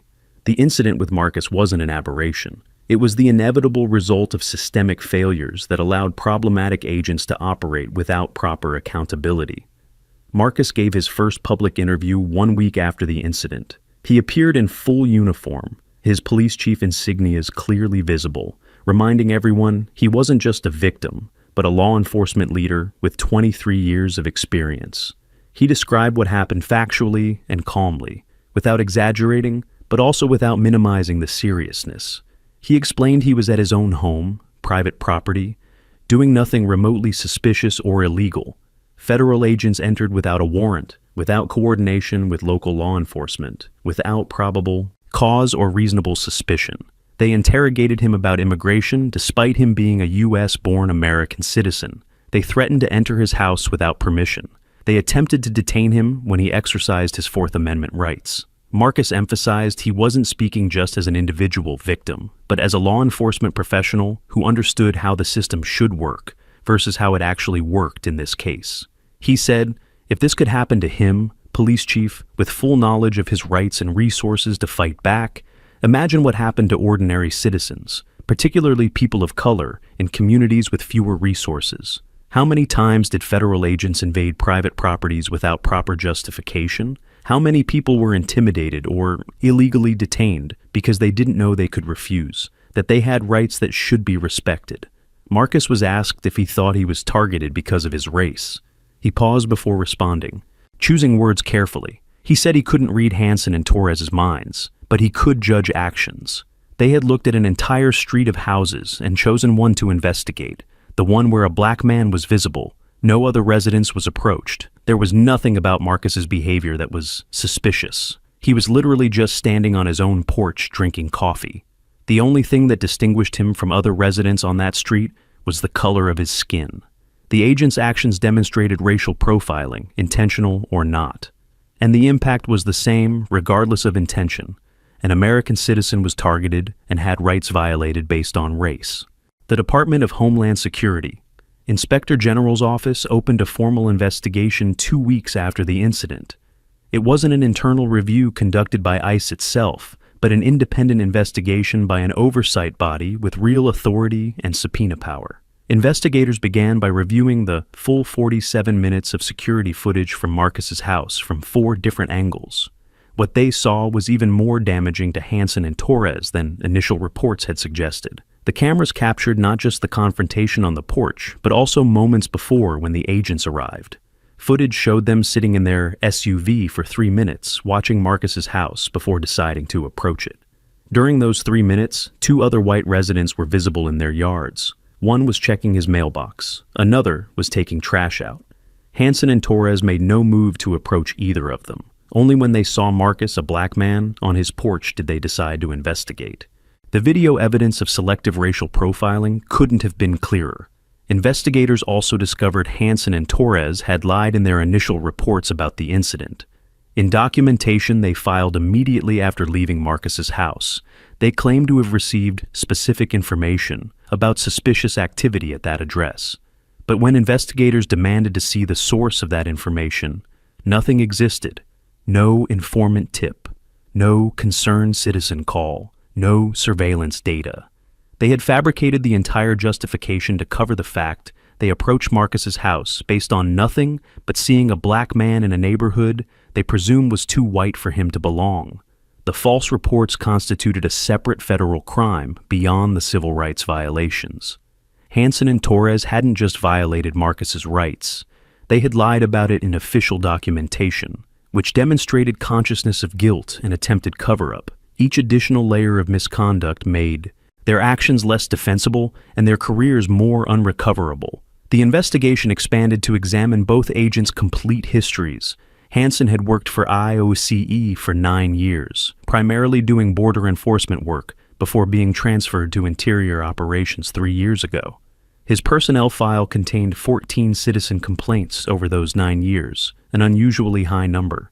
11 of those complaints came from people of color, alleging racial profiling, excessive force, or unjustified aggressive approaches. Only 3 had resulted in any investigation, and none had led to serious discipline. Supervisors had consistently dismissed complaints as part of the job or complainants just trying to avoid consequences. But when investigators looked at the complete pattern, it was clear Hansen had a long-standing problem with racial bias that ICE had ignored or even encouraged through lack of consequences. Torres had a similar, though slightly less extensive record: 7 complaints in his 6 years with ICE, 5 involving allegations of discriminatory treatment. Like Hansen, he had escaped real accountability because the culture within ICE prioritized protecting agents over protecting citizens' rights. Even more concerning was the discovery that both agents had received inadequate training on limits of federal authority when operating on private property. ICE's training curriculum focused heavily on enforcement tactics and detention procedures, but devoted minimal time to constitutional rights and legal restrictions on agent actions. There was a 2-hour module on the Fourth Amendment, but it was mainly theoretical, without practical examples of when agents could or couldn't enter private property. There was no training on coordinating with local law enforcement, on respecting jurisdictions, or on recognizing and addressing one's own racial bias. ICE was essentially sending agents into the field with significant authority but insufficient preparation on how to exercise that authority legally and ethically. The systemic failures were obvious and deep. Marcus wasn't targeted by two bad agents operating in isolation. He was targeted because IOACE had created a culture and practices that allowed and even encouraged exactly this type of misconduct. Investigators also interviewed other victims of Hansen and Torres, who had filed complaints that were dismissed. A Latino man described being stopped by Hansen while driving through a middle-class neighborhood. Hansen claimed his car matched description of a suspect vehicle, but when the man asked for specific details, Hansen couldn't provide any. The man was detained for 40 minutes at the roadside, while Hansen extensively checked his identification and vehicle registration, eventually letting him go without explanation or apology. A Middle Eastern woman described being approached by Torres in a supermarket parking lot. Torres claimed she matched the description of someone being sought, but never specified the description or crime. She was interrogated about where she was born, how long she'd been in the country, whether she had documentation. She was an American citizen born in Michigan, but had to prove that to Torres while other shoppers passed by unbothered. Story after story painted a picture of agents who routinely racially profiled people, exceeded their authority, and faced no consequences when victims complained. Marcus decided not just to sue federally, but also to use his platform to advocate for systemic reform. He began speaking publicly at law enforcement conferences about the need for better training, stronger supervision, and real accountability when agents violated rights. He worked with civil rights organizations to develop a training program that could be implemented in federal agencies, teaching officers to recognize their own bias and respect constitutional limits of authority. He testified before a congressional committee investigating ICE practices, providing both his personal experience and his professional perspective as a law enforcement leader on what needed to change. His voice carried weight that typical victims of police misconduct didn't have. He wasn't an activist with a political agenda. He was a police chief with decades of experience, respected by peers and law enforcement, speaking from a position of authority about how the system was failing. Politicians who normally would dismiss complaints about ICE had to listen when they came from someone like Marcus. Marcus's federal lawsuit was filed 4 months after the incident. The 112-page petition named Hansen and Torres personally, their supervisors who had failed to address their patterns of misconduct, ICE as an agency, and the Department of Homeland Security. It sought damages for trespass, false arrest, Fourth Amendment rights violation, emotional distress, and under 42 U.S.C. Section 1983 for civil rights violation under color of federal authority. But similar to other cases, money wasn't Marcus's primary goal. Attached to the lawsuit was a detailed list of policy changes he demanded. Mandatory comprehensive training on constitutional rights and racial profiling for all ICE agents, improved tracking systems to identify agents with multiple complaints before patterns became established, requirement that ICE operations coordinate with local law enforcement when operating in their jurisdictions, creation of an independent oversight office to investigate misconduct complaints, and real consequences, including termination for agents whose patterns demonstrated racial bias or abuse of authority. The federal government's initial response was to try to dismiss the lawsuit based on qualified immunity, arguing federal agents couldn't be sued for actions taken while on duty unless they violated clearly established rights. But Marcus's legal team demolished that argument in multiple ways. First, The right to be free from property invasion without a warrant had been clearly established by literally centuries of Fourth Amendment jurisprudence. Second, even under qualified immunity, agents weren't protected when they deliberately violated known rights, and Hansen and Torres had been explicitly informed by Marcus they were violating his rights, but proceeded anyway. Third, they had lied in official reports about the incident, demonstrating they knew their actions were wrong. The judge assigned to the case, Federal Judge Sarah Martinez, reviewed the arguments and video evidence. She denied the government's dismissal motion in a scathing decision, noting, "No reasonable federal agent could believe they had authority to enter private property without a warrant, interrogate the owner without probable cause, and threaten detention when the owner exercised clearly established constitutional rights." The lawsuit's discovery revealed even more problems. Internal communications between ICE supervisors showed they were aware Hansen and Torres operated aggressively but saw this as a positive thing rather than a warning sign. There was an email where a supervisor praised Hansen for having high detention numbers without questioning whether those detentions were legally justified. Another email discussed how to respond to complaints about Torres, suggesting emphasize the dangerous nature of the work rather than actually investigating whether he had acted appropriately.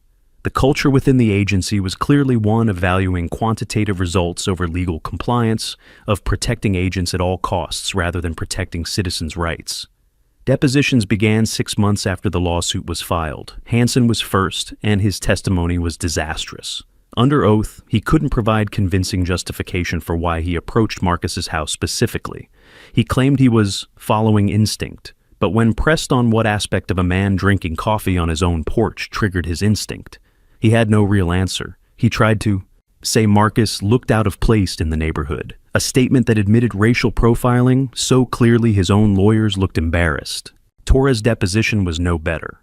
When asked why he didn't approach any of the other visible residents that morning, he had no plausible explanation. He claimed Marcus stood out, but couldn't articulate what specifically made him stand out beyond being on his own porch. When confronted with security footage showing 2 other residents doing similar outdoor activities who were ignored, Torres mumbled something about prioritizing resources and following investigative protocols. But when Marcus's lawyer asked what specific protocols dictated approaching a black man drinking coffee while ignoring white men checking mail, Torres couldn't cite any actual protocol. It was becoming painfully obvious their actions were driven by racial prejudice rather than legitimate police work. The deposition of the supervisor, who had dismissed multiple complaints against Hansen and Torres, was particularly damaging to the government's defense. Supervisor David Walsh admitted under oath he had seen the patterns of complaints, but had chosen not to investigate further because ICE agents face difficult situations, and there will always be people unhappy with law enforcement. When Marcus's lawyer pointed out that 11 of Hansen's 14 complaints came from people of color, alleging racial profiling, Walsh claimed it was coincidence based on demographics of areas where Hansen worked. But data showed Hansen stopped people of color at disproportionately higher rates than his colleagues working the exact same areas. Walsh had no explanation for that disparity. When asked why he hadn't provided additional training or closer supervision for agents with multiple complaints, Walsh said resources were limited, and they had to trust agents used good judgment. That misplaced trust had allowed Hansen and Torres to continue misconduct that culminated in invading the city police chief's property. Walsh's negligence in supervision was as serious as the agent's direct actions. He had created an environment where misconduct was tolerated, complaints were ignored, and agents knew they could exceed their authority without consequences. 8 months after the incident, the Department of Homeland Security made an extraordinary settlement offer. The offer included $6.2 million in compensation to Marcus, permanent termination of Hansen and Torres with revocation of federal law enforcement certifications, demotion of Walsh to non-supervisory position, and most significantly, commitment to implement comprehensive reforms in ICE operations nationally. The reforms were extensive and specific. Every ICE agent would be required to complete 80 hours of in-person training on constitutional rights, with heavy focus on the Fourth Amendment and limits of federal authority on private property. Training would be conducted by outside instructors from civil rights organizations and law schools, not ICE personnel, Agents would have to pass competency tests demonstrating understanding of when they could legally approach citizens, enter properties, and conduct detentions. Failing the test would result in removal from field work until successful retraining. Annual refresher training would be mandatory, not optional. The settlement created a professional accountability office separate from ICE's regular chain of command. The office would be staffed by civilian investigators with civil rights experience, not current or former ICE agents. It would have independent subpoena power and authority to investigate all misconduct complaints. Complaints would go directly to the office, not through supervisors who had a history of protecting their agents rather than investigating objectively. The office would publish quarterly reports on complaints received, investigations conducted, and discipline recommended versus implemented, creating transparency about whether ICE was actually holding problematic agents accountable. Most importantly, the office would have authority to proactively review agents' behavior patterns, identifying those with multiple complaints or stop statistics showing possible racial bias before they committed serious violations. It was a system that should have existed years ago and could have prevented what happened to Marcus. The settlement also required ICE operations to coordinate with local law enforcement when operating within municipal jurisdictions. Federal agents couldn't just show up in a city and start enforcement operations without notifying the local police department. Coordination would ensure federal agents knew local laws, avoided duplicating efforts or interfering with local investigations, and had backup available if situations escalated. Crucially, this meant if Hansen and Torres had followed proper protocol, they would have contacted the Minneapolis Police Department, been informed the address they were investigating was the chief's residence, and avoided the entire disaster. But more important than just preventing embarrassment, coordination would build relationships between federal and local agencies, creating checks and balances where federal agencies didn't operate in isolation without oversight. Data collection would become comprehensive. Every ICE agent would have to document every stop they made, person's race, specific reason for approach, duration of interaction, whether detention occurred, outcome. Data would be compiled and analyzed quarterly to identify patterns. Marcus carefully considered the settlement offer. His legal team advised that going to trial would likely result in an even larger verdict, given how strong the evidence was and how sympathetic Marcus was as a plaintiff. Police chief serving community, in his own home doing nothing wrong, being invaded by federal agents while multiple cameras recorded everything. Juries would love the case and might award substantial punitive damages. But Marcus wasn't pursuing money. He wanted systemic change that would protect others.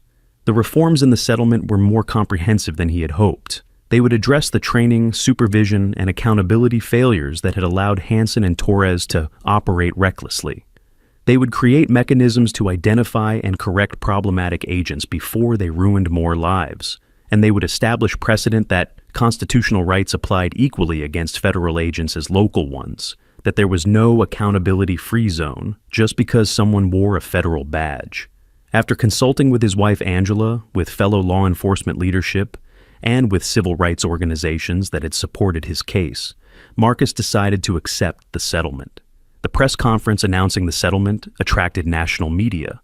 Marcus appeared in full police chief uniform, reminding everyone he spoke both as victim and as law enforcement professional. He read a statement he had meticulously written, describing what happened that Tuesday morning. Not as an isolated incident, but as symptom of systemic problems in ICE the settlement would begin to address. He explained that when federal agents invaded his property without a warrant, interrogated him based on race, and attempted to detain him for exercising constitutional rights, they didn't just violate law. They revealed a culture within ICE that valued aggressive enforcement over legal compliance, that protected agents rather than citizens' rights. But the reforms in the settlement, if faithfully implemented, would begin to change that culture. Better training would ensure agents knew limits of their authority. Improved supervision would identify problematic agents earlier. And real accountability through independent oversight office would mean agents could no longer violate rights without consequences. Marcus acknowledged no policy or training program would eliminate bias completely, but systems could be put in place to identify it, address agents who demonstrated patterns of discriminatory behavior, and ensure victims had real pathways to seek justice rather than having complaints automatically dismissed. He spoke directly to people who had experienced racial profiling or law enforcement misconduct, but didn't have resources or knowledge to fight back. He said he understood his case received attention because he was police chief, because the irony of federal agents invading the city's highest-ranking law enforcement officer's home made compelling headlines. But for every case like his, there were hundreds involving ordinary citizens who never made news, never received justice, never saw perpetrators face consequences. The reforms he had fought for weren't just about protecting police chiefs. They were about protecting all Americans from abuse of federal authority. It was about ensuring constitutional rights meant something in practice, not just theory. Reporters asked questions after the statement. Someone asked if Marcus thought reforms would actually change ICE culture. Marcus was honest that culture change took time and sustained effort. Policies alone weren't sufficient without leadership committed to implementation and willingness to actually hold agents accountable who violated rights. But transparency through public data collection and independent oversight through the new Accountability Office would make it harder for misconduct to continue unchecked. It would make it harder for supervisors to ignore warning signs about problematic agents. And it would create precedent that violations would have consequences, not just empty words and unfulfilled promises. Another reporter asked how Marcus felt about Hansen and Torres losing their careers. Marcus responded he took no pleasure in it, but that consequences were appropriate and necessary. These agents had abused federal authority, violated constitutional rights, lied in official reports, and demonstrated a pattern of misconduct over years. They had had multiple opportunities to change behavior through previous complaints, but chose not to. Removing them from law enforcement protected future citizens from experiencing what Marcus and countless others had experienced. Marcus announced he was using a significant portion of his settlement compensation to establish the Justice Reform Institute, a non-profit organization dedicated to improving relationship between law enforcement and communities through better training, stronger oversight, and real accountability when officers violated rights. The institute would work with federal and local agencies developing evidence-based training programs on bias-free policing, provide technical assistance to departments wanting to improve supervision and accountability practices, and offer legal support for victims of police misconduct who couldn't afford lawyers. Marcus explained he saw his experience as a call to action. He had been fortunate enough to have knowledge, resources, and platform to fight back when his rights were violated. Most victims of police misconduct didn't have those advantages. The Institute would help level the playing field, ensuring justice wasn't available only to those with title or connections, but to all citizens regardless of position or background. The settlement terms were implemented under strict oversight from multiple oversight agencies. Hansen and Torres were permanently fired from ICE within 3 weeks. Their federal law enforcement certifications revoked not just in Minnesota, but nationally. They tried to appeal through their union, but video evidence combined with their false reports made any defense impossible. The union couldn't find legal grounds to contest the terminations. Hansen tried to get work in private security, but his involvement in Marcus's case followed him everywhere. Employers would Google his name and find hundreds of articles about how he had invaded the police chief's property, tried to illegally detain him, and lied about it. Nobody wanted to hire someone with that history. He eventually found work in warehouse management for a fraction of his previous IC salary. Torres moved out of state completely, reportedly working construction and cutting ties with many acquaintances who felt shame about his actions. Their careers in law enforcement had ended permanently and irrevocably. Walsh, the supervisor who had failed to address his agents' patterns of misconduct, was demoted as specified in the settlement. The humiliation of being demoted after 18 years at ICE, of having leadership failures exposed publicly, was severe. He was transferred to a desk position, processing paperwork, with no supervisory responsibilities or authority over other agents. Colleagues who had respected Walsh now saw him as a cautionary tale about what happened when supervisors chose loyalty to agents over accountability to the public. He completed mandatory retraining on proper supervision and identifying warning signs of misconduct, but everyone knew his career would never recover. He retired quietly 2 years later, his reputation permanently tainted. But his story became a case study in law enforcement leadership training programs about the importance of active supervision and the need to properly investigate complaints rather than automatically protecting subordinates. The reforms implemented by ICE proved transformative in ways even Marcus hadn't fully anticipated. The new 80-hour training regime, conducted by outside experts, forced agents to confront biases many didn't know they had. Instructors from civil rights organizations brought perspectives ICE agents rarely heard. They presented data on racial disparities in stops and detentions. They showed videos of racial profiling victims, including Marcus's case, and forced agents to consider how their own actions might have similar impact. They conducted role-playing exercises where agents had to practice approaching citizens respectfully and recognizing when they didn't have legal authority to act. Some agents resisted the training, complaining it made them hesitant about doing their jobs. But most recognized that learning to distinguish real suspicion from prejudice made them better and more effective agents, not worse. And competency tests ensured agents actually understood material rather than just sitting through presentations. The Professional Accountability Office began operating at full staff 1 year after the settlement. In its first 2 years, it processed 892 complaints against ICE agents. Unlike the old internal investigation system, where 87% of complaints were dismissed, the independent office found 41% of complaints substantiated after full investigation, resulting in discipline ranging from written warnings to terminations. The difference was dramatic and revealed how inadequate the previous system had been. Complaints that would have been automatically dismissed under internal investigations were fully investigated with witness interviews, review of available evidence, and analysis of patterns in the agent's behavior. The office also used its proactive review authority to identify 23 agents whose stop patterns showed possible racial bias before they committed obvious violations. These agents were subjected to mandatory retraining and increased supervision. 8 were eventually transferred from field work after not demonstrating improvement. 4 were fired after investigations revealed misconduct that went beyond possible bias to deliberate discriminatory behavior. Data collection created unprecedented transparency. Quarterly reports published online showed how many people each agent stopped, disaggregated by race, with statistics comparing individual agents' stop rates against departmental averages. Disparities that had been hidden for years were suddenly visible to anyone with an internet connection. Investigative reporters used data to identify problematic agents.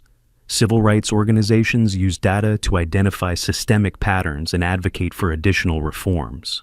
And ICE itself had to confront statistical evidence that racial profiling wasn't just a problem of a few bad agents, but a broader issue requiring ongoing attention. Some agents whose numbers showed disparities argued data didn't tell the full story, that they patrolled specific areas with specific demographics. But analyses controlling for factors including location, time of day, and type of operation still showed some agents with statistically significant disparities. These agents were subject to review and often found to have problematic approaches needing correction. The requirement for coordination with local law enforcement improved interagency relationships dramatically. Police departments that had previously resented ICE operating in their cities without notification now had open lines of communication. Joint operations became more common, with federal and local agents working together, sharing intelligence, and providing backup to each other. Crucially, local officers who knew their communities could provide context outside federal agents often lacked. They could identify when suspicious behavior federal agents noticed was actually completely normal community activity. They could serve as a check on federal agents exceeding authority or operating based on prejudice rather than evidence. And they could ensure enforcement operations respected both federal and local law. The coordination model established through Marcus's settlement began to be replicated in other federal agencies beyond ICE, improving federal law enforcement nationally. Marcus's Justice Reform Institute quickly became one of the most influential organizations working on law enforcement reform. In its first 5 years, the Institute provided technical assistance to 62 police departments and 8 federal agencies wanting to improve training, supervision, and accountability. Training programs developed by the Institute co-created with civil rights organizations and based on research about effective policing, were adopted as models by multiple agencies. The Institute also provided legal assistance for 347 victims of law enforcement misconduct who couldn't afford lawyers. Many of those cases resulted in settlements that not only compensated individuals, but forced policy changes at specific departments. And the Institute maintained a publicly accessible database of law enforcement misconduct, allowing reporters, researchers, and lawyers to identify patterns and hold agencies accountable. Marcus dedicated significant personal time to the Institute, speaking at conferences, testifying before legislators, and working directly with law enforcement leaders committed to reform. Marcus continued serving as Minneapolis police chief, his reputation strengthened rather than hurt by standing up to ICE. He became a national figure in law enforcement reform, recognized for transforming personal experience of injustice into systemic change. He was appointed to multiple national commissions on policing and civil rights. Universities invited him as visiting professor, teaching on law enforcement leadership and constitutional justice, and he was frequently cited by other law enforcement leaders as an example of how to handle injustice professionally while advocating for necessary reforms. 7 years after the incident, Marcus was offered multiple federal positions, including leadership roles at the Department of Justice. He declined, preferring to remain in Minneapolis, where he felt he could have more direct impact serving his community and continuing reform work through his institute. The broader impact of Marcus's case extended far beyond just ICE reforms. The case became one of the most cited in discussions about limits of federal authority and importance of accountability when agents violate rights.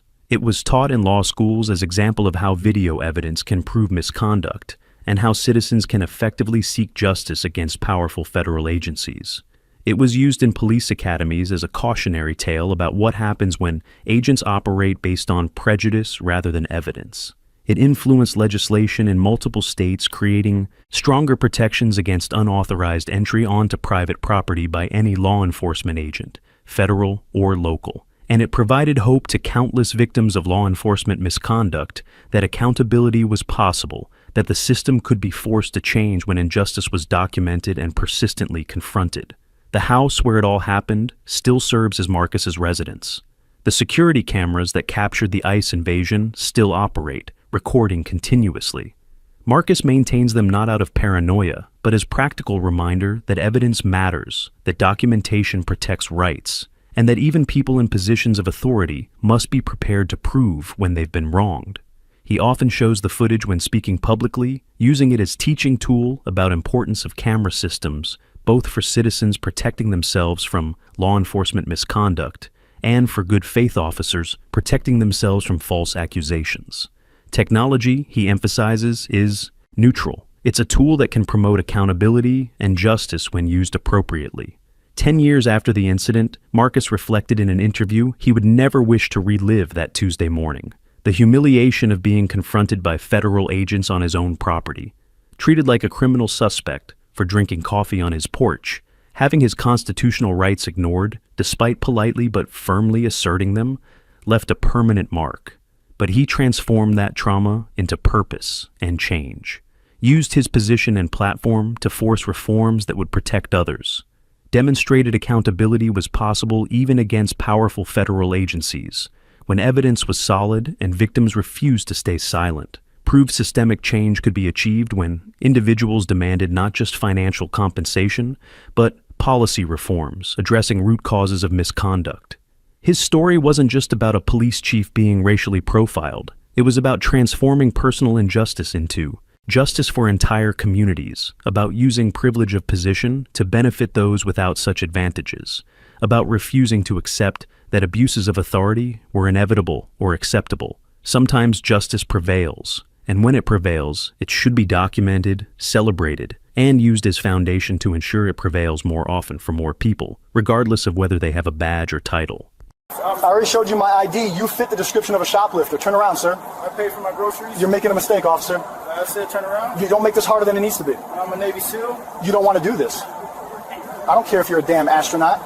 You're being detained. It was 5:32 p.m. on a Saturday afternoon when security cameras at a Whole Foods supermarket in San Diego captured something that would go viral and destroy a police career. A 34-year-old black man wearing a gray hoodie and jeans was peacefully shopping in the produce section, putting vegetables in his basket when he was approached by a uniformed police officer. The officer didn't ask to talk, didn't ask questions. He simply stated the man fit the description of a shoplifter and demanded he put his hands where they could be seen. The shopper tried to calmly explain he was just shopping, that he had done so hundreds of times at this same store. The officer wasn't interested in explanations. He was interested in making a detention. What this officer didn't know, what his prejudices and inflated ego prevented him from discovering, is that the man he was accusing was Commander James Mitchell, a decorated Navy SEAL with 15 years of service, 3 deployments to the Middle East, and top secret security clearance. And every second of what happened next was captured on high-definition video that would prove not only that no shoplifting had occurred, but that the entire approach was based on nothing but racial profiling. Before we dive into this absolutely insane story, tell me something. Where are you watching from right now? Drop your city or country in the comments. And if you haven't subscribed to this channel yet, hit that subscribe button, because stories like this need to be told. They need to be shared, so the world knows this type of injustice still happens every day. You won't want to miss a single second of what happens next. James Mitchell was 34 years old, and everything you imagine when you think of a Navy SEAL. Disciplined, focused, calm under pressure, and committed to serving his country. He had entered the SEAL program at 19, passed through the infamous Hell Week training that eliminates 75% of candidates, and become one of the most respected elite operators on his team. He had served in combat missions in Afghanistan and Iraq, earned a Bronze Star for valor, and saved teammates' lives on multiple occasions. When he wasn't deployed, he lived in San Diego near Naval Base Coronado, where he was an instructor, training the next generation of SEALs. James was married to his high school sweetheart, Rachel, a pediatric nurse, and they had a 5-year-old son. He was exactly the kind of American that politicians talk about when they give speeches about heroes and sacrifice. But on that Saturday afternoon, dressed in casual clothes shopping for groceries, he was just another black man someone assumed was a criminal. James had stopped at Whole Foods on his way home after a training session at the base. He was still a bit sweaty from the workout, which is why he was wearing a hoodie and jeans instead of something more formal. He needed to grab some items for dinner, nothing elaborate, just fresh vegetables, chicken, and some snacks for his son. He had shopped at this same store at least once a week for the past 3 years. Several employees recognized him. The produce section manager often chatted with him about recipes. He was a regular, peaceful customer who always paid and never caused problems. But on that specific day, his mere presence in the store apparently triggered something in Officer Derek Stevens' mind, a 29-year-old cop with 6 years on the San Diego Police Department. Stevens was at the store in full uniform, technically on duty, but grabbing a quick coffee during his shift. He saw James in the produce section and, for reasons that would become painfully clear later, decided this black man in a hoodie needed to be investigated. Security cameras showed James doing exactly what he said he was doing, shopping. He picked up bell peppers, examined them, put them back if they weren't fresh, chose better ones. He grabbed some tomatoes, cucumbers, lettuce. His movements were casual, unhurried, clearly those of someone doing routine grocery shopping. There was nothing suspicious about his behavior. No furtive glances, no nervous movements, no attempts to conceal anything. Just a man choosing vegetables like thousands of other customers in that store did every day. But for Stevens, something about this specific man bothered him. Maybe it was the hoodie on a reasonably warm day.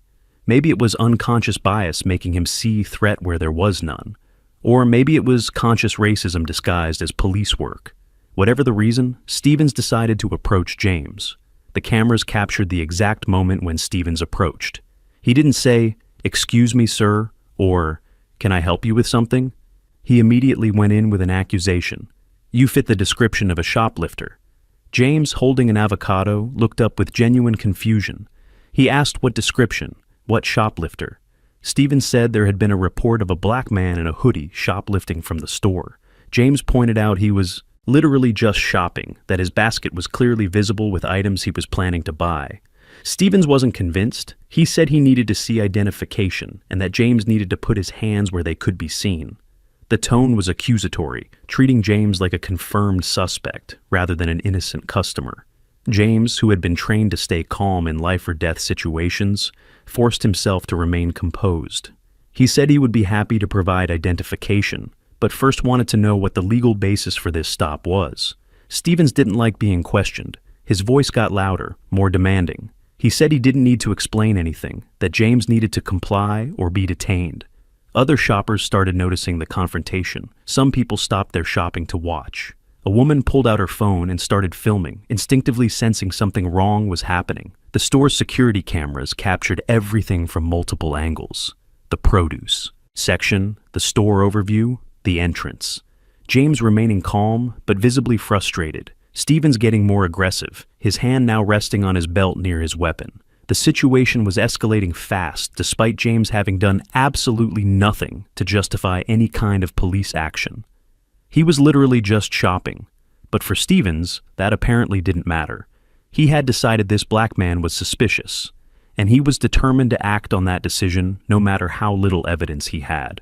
James knew he was in a dangerous situation. He knew the statistics about black men being hurt or killed during police encounters. He knew that arguing could escalate to violence, so he made the decision to simply comply, no matter how unfair it was, and sort it out later. James placed his shopping basket on the floor and slowly reached for his back pocket to get his wallet. Stevens immediately shouted for him to stop moving, his hand now firmly on his weapon. James froze, his hands returning to where Stevens could see them. He calmly explained that Stevens had asked for identification, that it was in his wallet, and that he needed to reach his pocket to get it. Stevens, now visibly nervous and hyper-alert, told James to turn around, put his hands on the produce shelf, and spread his legs. James couldn't believe what he was hearing. He was being frisked like a criminal for shopping for groceries. Other customers watched in silent shock. The woman who was filming kept recording, capturing every second of the humiliation. James complied, turning around and placing his hands on the shelf, vegetables being pushed aside as Stevens aggressively patted him down. The frisk was thorough and humiliating. Stevens ran his hands through James's pockets, checked his waistband, completely searched his hoodie. He found nothing. No stolen items, no weapons, no drugs. Nothing that justified this level of scrutiny. But instead of apologizing and backing down, Stevens continued. He took James's wallet and started examining its contents. He found James's driver's license, credit cards, and then something that should have made him stop immediately. Military identification, showing James Mitchell was a commander in the United States Naval Special Warfare Forces. Stevens looked at the ID security cameras capturing his expression, changing from aggressive confidence to something more like uncertainty. But instead of admitting error, instead of acknowledging he had just frisked a Navy SEAL who was just shopping, Stevens doubled down. He claimed the ID could be fake, that people frequently used fake military credentials. James, his patience finally wearing thin, asked if Stevens was seriously suggesting he had forged federal military identification. The store manager, Sandra Chen, who had been in the office reviewing inventory, was alerted by an employee about a confrontation in the produce section. She rushed down and arrived at the scene of Stevens still holding James's military ID, while James stood with his hands on the shelf like he was a dangerous criminal. Sandra knew James. She recognized him immediately. She had seen him in that store dozens of times, always polite, always paying for his purchases, never causing any kind of problem. She approached Stevens and asked what was happening. Stevens said he was investigating suspected shoplifting. Sandra looked at James, then at his shopping basket on the floor, containing maybe $20 in vegetables, then back at Stevens with an expression of complete confusion. She asked what shoplifting. Was there any real evidence of wrongdoing? Stevens said James fit a description he had received. Sandra asked from whom. What specific description? Stevens was vague, saying it was police, business. Sandra didn't accept that. She said she was the store manager, that if there was a shoplifting incident at her establishment, she needed to know about it. She asked Stevens to provide specific details. When the alleged shoplifting occurred, what was supposedly taken, who reported it. Stevens couldn't provide any of this information. He claimed to have received a call about a suspect matching James's description. But When Sandra asked to see the dispatch call or incident number, he admitted he actually hadn't received a call. He had seen James in the store, and based purely on years of experience and suspicious behavior recognition, decided to investigate. Sandra asked what suspicious behavior specifically. Stevens pointed to James's hoodie, the fact he was alone, the way he was looking around. Sandra noted this was a supermarket, that literally everyone looked around searching for products, that wearing a hoodie wasn't a crime, and that many people shopped alone. Nothing Stevens described was actually suspicious. It was just a man shopping. Other employees started gathering, including Carlos Rodriguez, the store's security supervisor, who had been monitoring cameras. Carlos had watched the entire interaction from the beginning. He confirmed he had James on camera for the past 20 minutes, and he had done absolutely nothing suspicious. He was literally just shopping, choosing vegetables, putting them in his basket. No shoplifting, no strange behavior, nothing that justified police action. Carlos also mentioned he recognized James as a regular customer who came there frequently and never had problems. Stevens was now facing the store manager, security supervisor, and a regular customer all telling him he had made a mistake. But instead of backing down, he insisted he was just doing his job, that it was better to be cautious than risk letting a thief escape. The implication was clear. He had seen a black man and assumed criminal, and now was trying to justify his actions retroactively. James finally spoke, his voice calm, but with anger just below the surface. He said he had served his country for 15 years, that he had risked his life on multiple deployments protecting freedoms Americans enjoyed, including the freedom to shop for groceries without being harassed by police. He said he had done nothing wrong, that he had been racially profiled pure and simple, and that he hoped the store's security cameras captured every second of this interaction because he would definitely be reporting it. Stevens, realizing he had lost control of the situation but refusing to admit fault, said James was free to go, but that he should have cooperated from the beginning instead of being difficult. James asked how he had been difficult by asking legitimate questions about the legal basis for being stopped. Stevens had no good answer for that. He mumbled something about attitude and started to walk away. Sandra stopped Stevens before he could leave. She said she needed his information for her incident report, since a police confrontation had occurred in her store involving a regular customer she knew to be innocent. Stevens reluctantly provided his name and badge number. Sandra also informed him she would be providing all security footage to appropriate authorities showing James had done nothing wrong, and that Stevens had approached him without cause.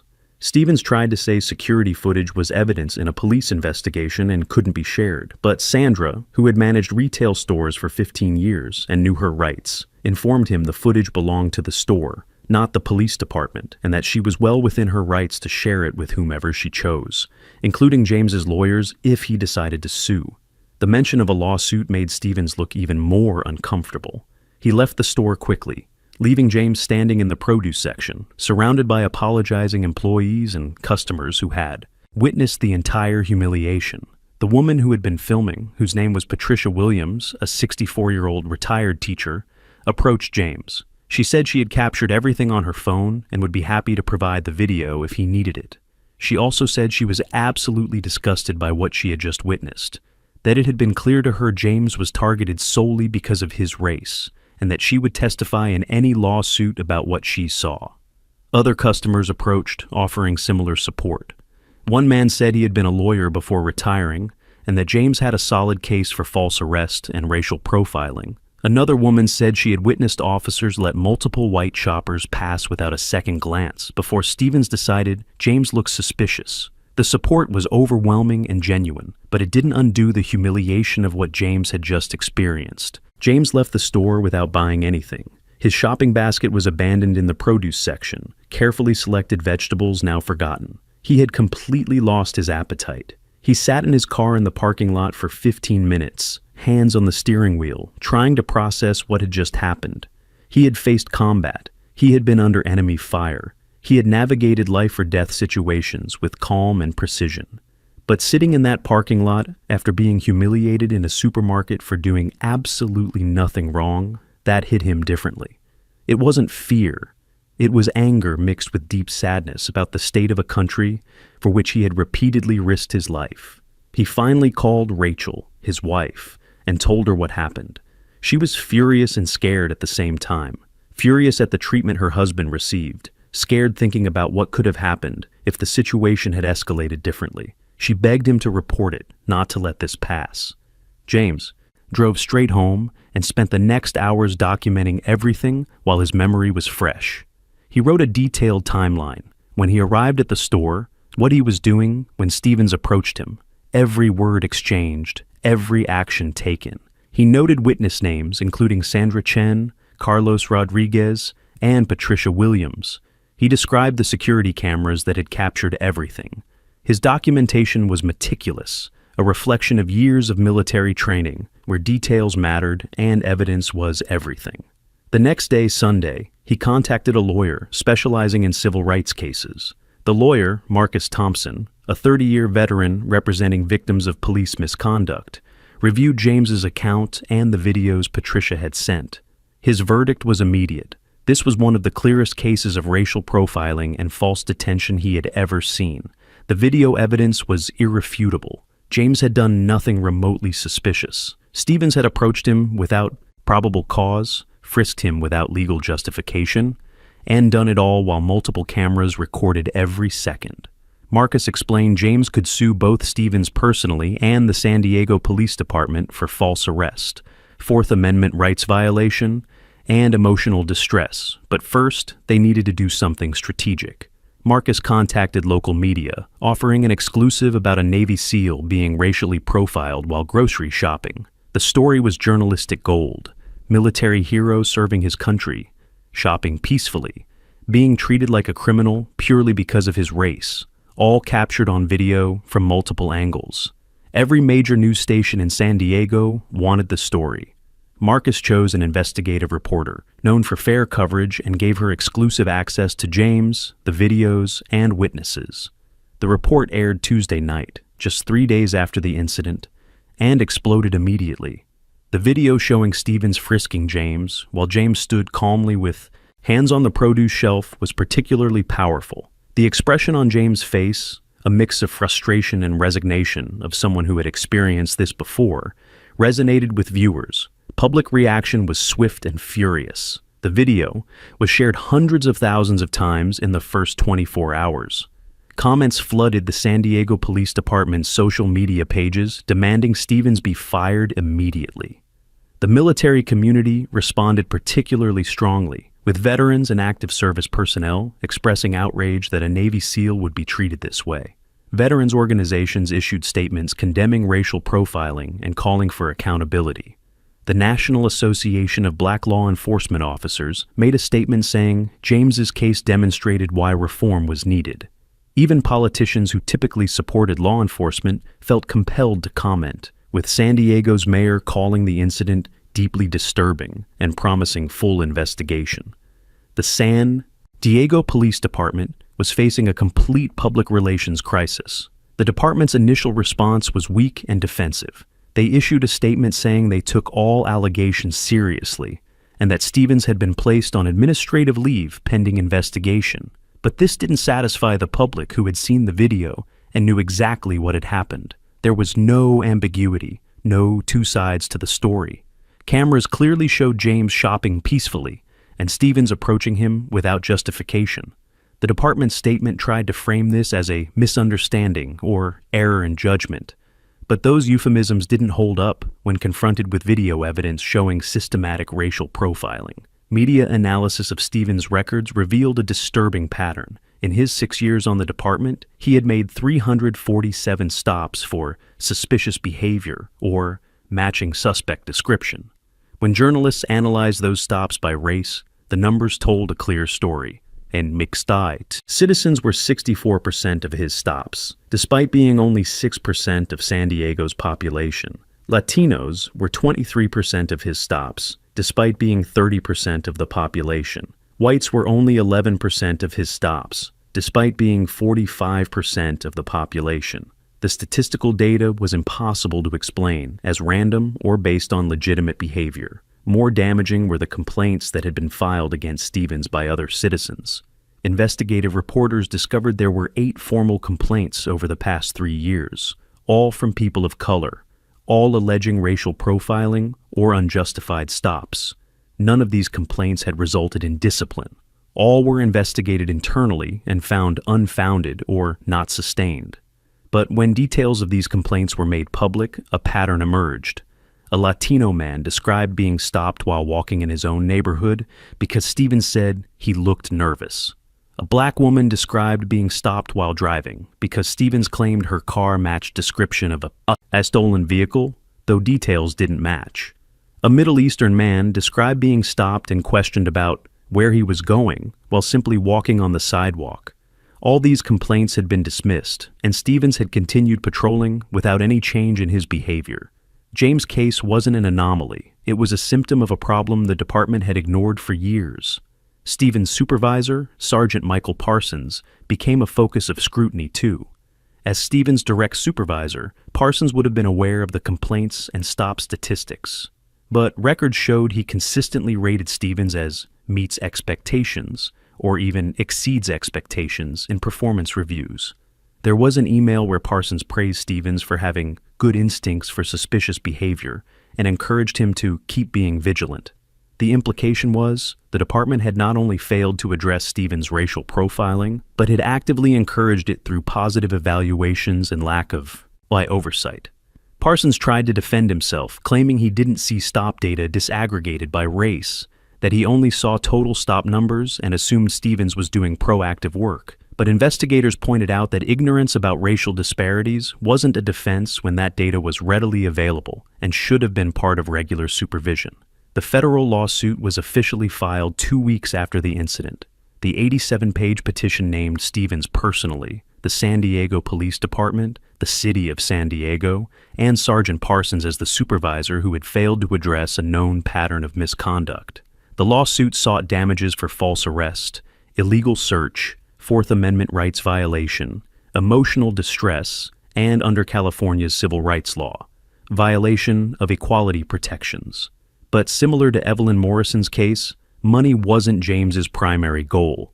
Attached to the lawsuit were comprehensive policy changes he demanded, mandatory training on implicit bias, and racial profiling for all officers, collection and analysis of data from all stops disaggregated by race with quarterly reviews to identify problematic patterns, real consequences for officers whose data showed statistically significant disparities, creation of independent community oversight office to review complaints, and improve systems to track officers with multiple complaints before misconduct patterns became established.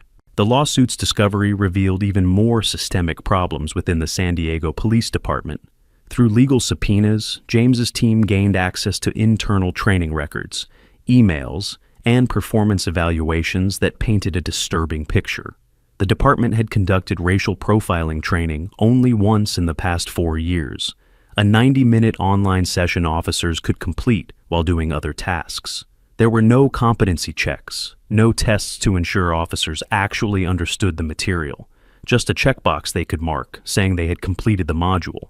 The training content itself was vague and ineffective, focusing more on how to avoid accusations of racial profiling than on actually addressing and correcting biases. There was a section teaching officers how to document stops in ways that would look justified on paper even when they weren't, essentially training them to cover discriminatory behavior rather than prevent it. Even more damaging were internal emails between supervisors discussing how to handle racial profiling complaints. One email chain revealed that when citizens complained, standard protocol was to focus on finding any possible justification for the officer's action, rather than actually investigating whether racial profiling had occurred. There was an email where a supervisor instructed others to look for any traffic infraction, even minor, that could justify the stop when reviewing complaints. Another email discussed strategies for managing community relations rather than addressing officer behavior, treating complaints as public relations problems rather than legitimate civil rights issues. The culture within the department was clearly one of protecting officers rather than protecting citizens' rights. And this culture came from the top, with senior leadership setting the tone that racial profiling wasn't a serious problem unless it created negative headlines. Depositions began 3 months after the lawsuit was filed. Stevens was first, and his testimony was disastrous for his defense. Under oath, he tried to justify stopping James by claiming James looked out of place at Whole Foods. When pressed on what specifically looked out of place about a man shopping for groceries, he couldn't articulate anything concrete. He mentioned the hoodie again, ignoring it was late February and perfectly reasonable to wear a hoodie. He claimed James was looking around nervously, but security footage showed James calmly selecting vegetables without any nervous behavior. When confronted with his stop statistics showing he stopped black people at disproportionately high rates, Stevens claimed it was coincidence, that he simply patrolled areas with more crime. But data showed he stopped black people at high rates, regardless of neighborhood or crime levels. The pattern was consistent across his entire patrol zone. The most damaging moment of Stevens' deposition came when James's lawyer asked if he would have stopped a white man wearing a hoodie doing exactly the same actions as James. Stevens hesitated, clearly realizing honestly answering would admit racial profiling, but lying would be perjury. He finally said it would depend on the circumstances, a vague answer that didn't help him. The lawyer then showed security footage from the same cameras that captured James, but from 30 minutes earlier. The videos showed multiple white shoppers, including several young men wearing hoodies, shopping exactly the same way James did. Stevens had walked right past all of them without a second glance. When confronted with this direct visual evidence that he had treated white shoppers differently than James under identical circumstances, Stevens had no plausible explanation. He mumbled something about different feelings and officer experience, but it was obvious to everyone in the room he had stopped James purely because of his race. Sergeant Parsons' deposition was equally damaging. When asked why he had never addressed Stevens' stop statistics despite clear disparities, Parsons claimed he only reviewed total numbers without looking at racial data. But emails showed he had received quarterly reports including racial breakdowns and had even commented on Stevens' high numbers, without questioning why those numbers were disproportionately from communities of color. When asked about the 8 complaints against Stevens, Parsons said he trusted the internal investigation process. But discovery revealed Parsons had personally dismissed 3 of those complaints without any real investigation, simply marking them unfounded based on Stevens' word about what happened. There were no interviews with complainants, no review of available footage, no witness interviews, just automatic acceptance of the officer's version.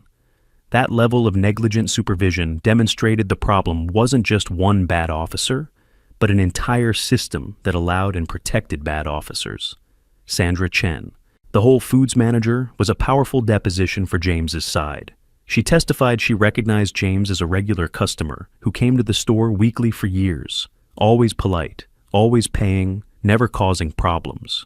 She described watching security footage showing James shopping normally, while Stevens observed him with what she described as obvious suspicion, despite nothing in James's behavior to justify such scrutiny. Sandra also testified that in the 3 years she managed that store, she had seen police officers there regularly grabbing coffee or doing their own shopping, and never before saw any of them approach a customer this way. She said she tried to intervene as soon as she realized what was happening, because it was clear to her, even as an observer, that Stevens was making unjustified assumptions based on race. Her testimony was particularly effective because she had no personal connection to James, just an objective witness describing what she saw. Carlos Rodriguez, the security supervisor, provided even more damaging testimony for the defense. As someone who reviewed security footage professionally for 15 years, he explained he had learned to recognize genuinely suspicious behavior versus normal shopping. He described indicators security looked for: people concealing items in clothing, repeatedly looking at cameras or employees, moving nervously, spending unusual time in areas without shopping. James had exhibited none of these behaviors. Carlos testified he reviewed complete footage of James in the store, and he was literally a model customer, entering directly into produce section, methodically selecting items, keeping them visibly in his basket. Carlos also mentioned that, as security protocol, he monitored everyone entering the store, and on that specific day he had flagged 3 real cases of potential shoplifting, all involving white individuals, none of whom Stevens had noticed or approached. The contrast was stark. Professional security, identifying real suspects who were ignored, while officers stopped innocent customer based on nothing but race. Patricia Williams, the retired teacher who had filmed the incident, was a powerful witness too. She described being shopping when she noticed an officer watching James with what she called disturbing intensity. She said she started filming because there was something about the officer's body language that made her feel something bad was about to happen. Her instinct was correct. Patricia testified she watched Stevens ignore multiple other shoppers, including some who were actually acting in ways that might seem suspicious, like a person who kept looking at expensive items without picking anything up, or a person who walked frantically through aisles looking disoriented. But Stevens was focused exclusively on James, who was doing the most normal thing possible, shopping for vegetables. Patricia, as a teacher who had spent decades working with diverse young people, said she recognized racial profiling immediately and knew she needed to document it. Her video, combined with the store's security footage, provided irrefutable evidence from multiple angles. Other customers who had witnessed the incident also provided depositions.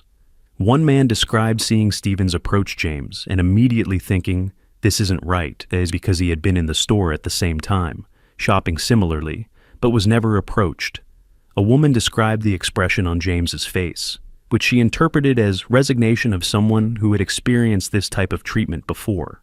Another witness described how other shoppers started murmuring to each other about what was happening, with several people commenting it looked like obvious racial profiling. The weight of multiple independent witnesses all describing the same observation, that James was targeted without justification based on his race, was overwhelming. There was no way for the defense to dismiss all of them as mistaken or biased. These were ordinary people shopping who recognized injustice when they saw it. 10 months after the Whole Foods incident, the city of San Diego made a substantial settlement offer. The offer included $3.8 million in direct compensation to James, but similar to other cases, money was only part of the equation. The settlement included permanent termination of Stevens from the police department with revocation of his law enforcement certification, preventing him from working as an officer anywhere in California.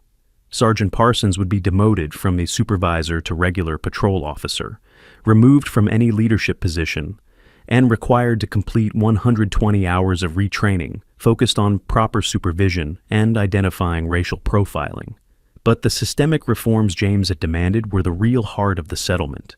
The San Diego Police Department agreed to implement comprehensive changes that would transform how officers were trained, monitored, and held accountable. The new training protocol would be extensive and mandatory. Every officer would have to complete 60 hours of in-person training on implicit bias, racial profiling, and constitutional policing. Training would be conducted by outside experts from civil rights organizations, not department personnel, ensuring independent perspectives. Officers would have to pass competency tests, demonstrating understanding of when stops were legally justified versus when they constituted racial profiling. Failing the test would result in removal from patrol until successful retraining.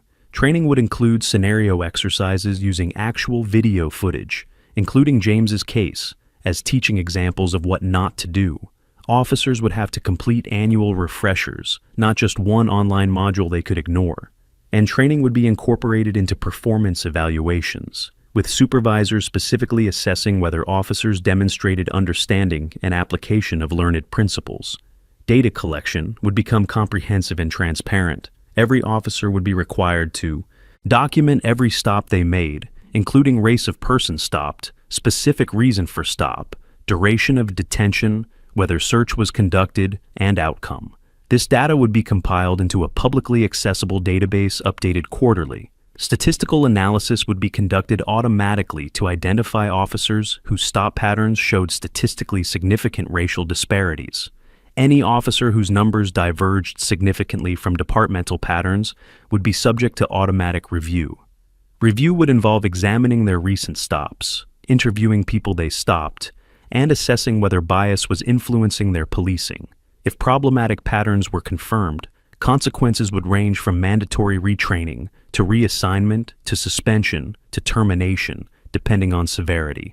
The system would be proactive rather than reactive, catching misconduct patterns before they escalated into incidents like James's. The settlement created an independent community accountability office separate from the police department's chain of command. The office would be staffed by civilian investigators with authority to investigate complaints, review body camera footage, analyze stop data, and recommend discipline, including termination. Crucially, the office would have independent subpoena power and wouldn't depend on the police department for cooperation.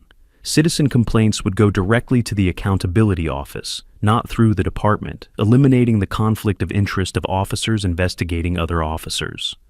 The office would publish annual reports on complaints received, investigations conducted, and discipline recommended versus discipline actually implemented, creating transparency about whether recommendations were being followed. Community review panels composed of San Diego residents would review high-profile cases and provide input on whether processes were working effectively.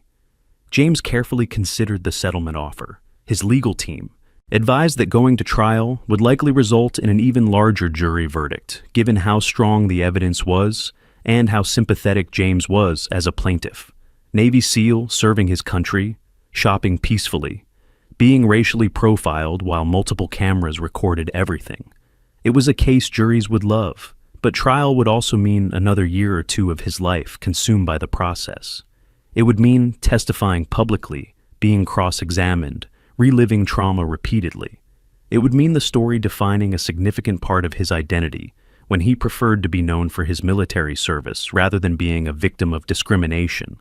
Rachel, his wife, said she would support whatever decision he made, but she also reminded him he had achieved primary goals.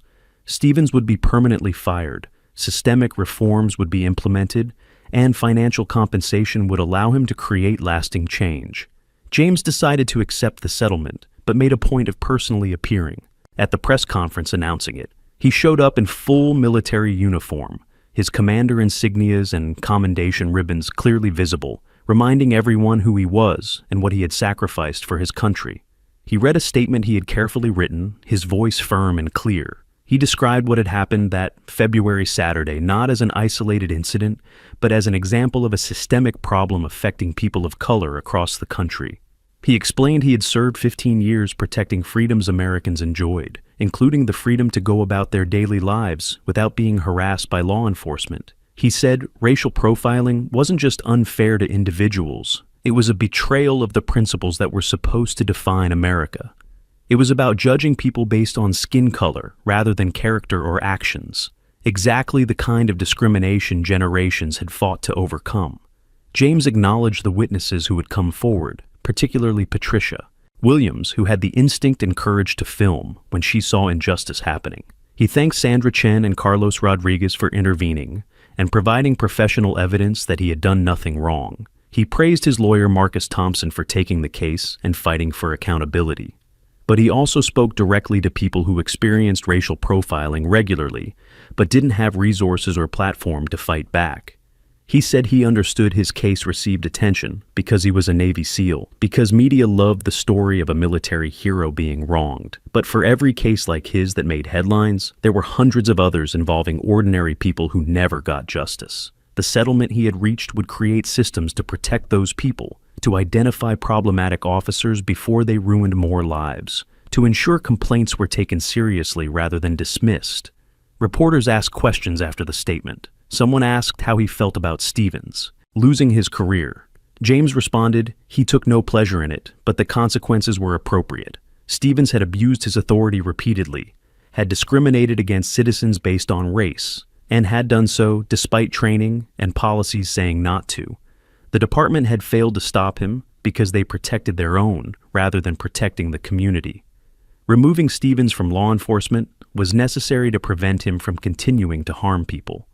James expressed hope Stevens would use this experience for personal growth, to confront his prejudices and become a better person. But that journey would have to happen outside of a police uniform. Another reporter asked if James thought the reforms would actually change departmental culture. James was honest that culture change took time, that policies alone weren't enough without leadership committed to implementation. But the transparency and accountability created by the settlement would make it harder for misconduct to go unnoticed. James announced he was using a significant portion of his settlement compensation to establish the Service and Justice Foundation, a non-profit organization dedicated to providing legal assistance for military service members and veterans who experience racial discrimination. The foundation would also work with police departments across the country, offering training programs developed by military veterans on how to serve diverse communities with respect and professionalism.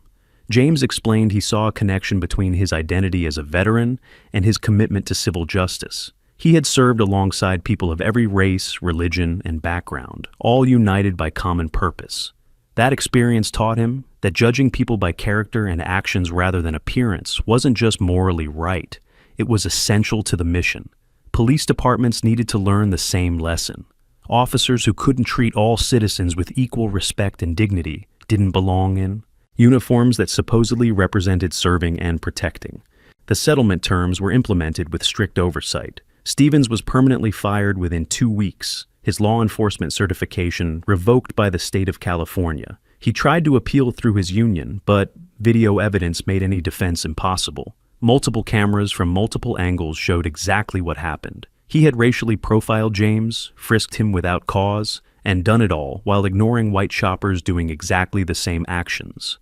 The union couldn't find legal grounds to contest the termination. Stevens tried to get work in private security, but the story followed him. Employers would Google his name and find dozens of articles about how he had racially profiled a Navy SEAL. Nobody wanted to hire someone with that history. He eventually left San Diego completely, reportedly moving to another state and finding work unrelated to law enforcement. His career in policing had ended permanently. Sergeant Parsons was demoted as specified, removed from supervision, and required to complete extensive retraining. The humiliation of being demoted after 20 years on the department was severe, but professional consequences were only part of it.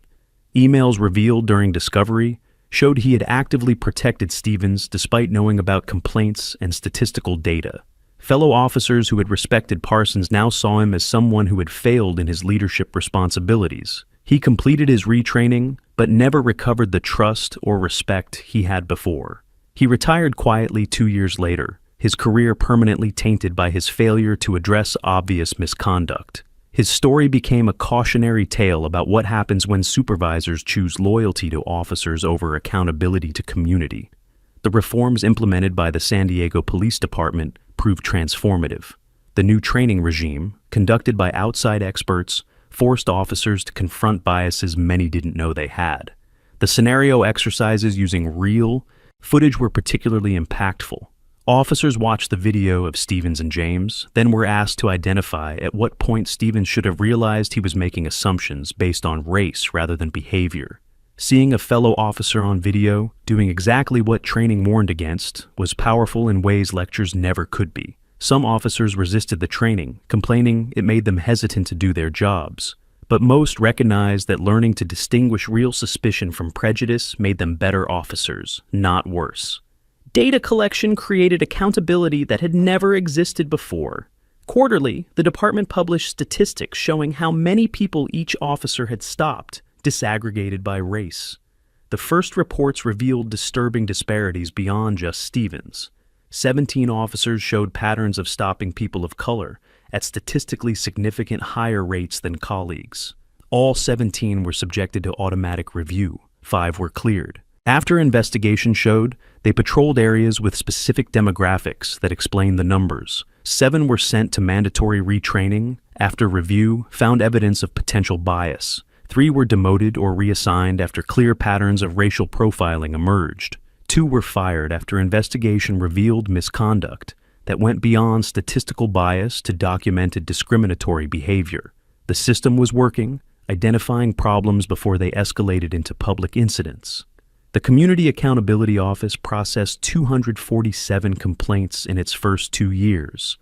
Unlike the old internal investigation system, where 89% of complaints were dismissed, the independent office found 34% of complaints substantiated, resulting in discipline ranging from written warnings to terminations. The difference was dramatic and revealed how inadequate the previous system had been. Complaints that would have been dismissed with insufficient evidence under internal investigations were fully investigated with witness interviews, video review, and pattern analysis. The office also identified problematic officers who had never been formally complained about, but whose stop patterns suggested bias. Proactive intervention prevented these officers from becoming the next Stevens. James's Service and Justice Foundation quickly became one of the most effective civil rights organizations, focusing on military members.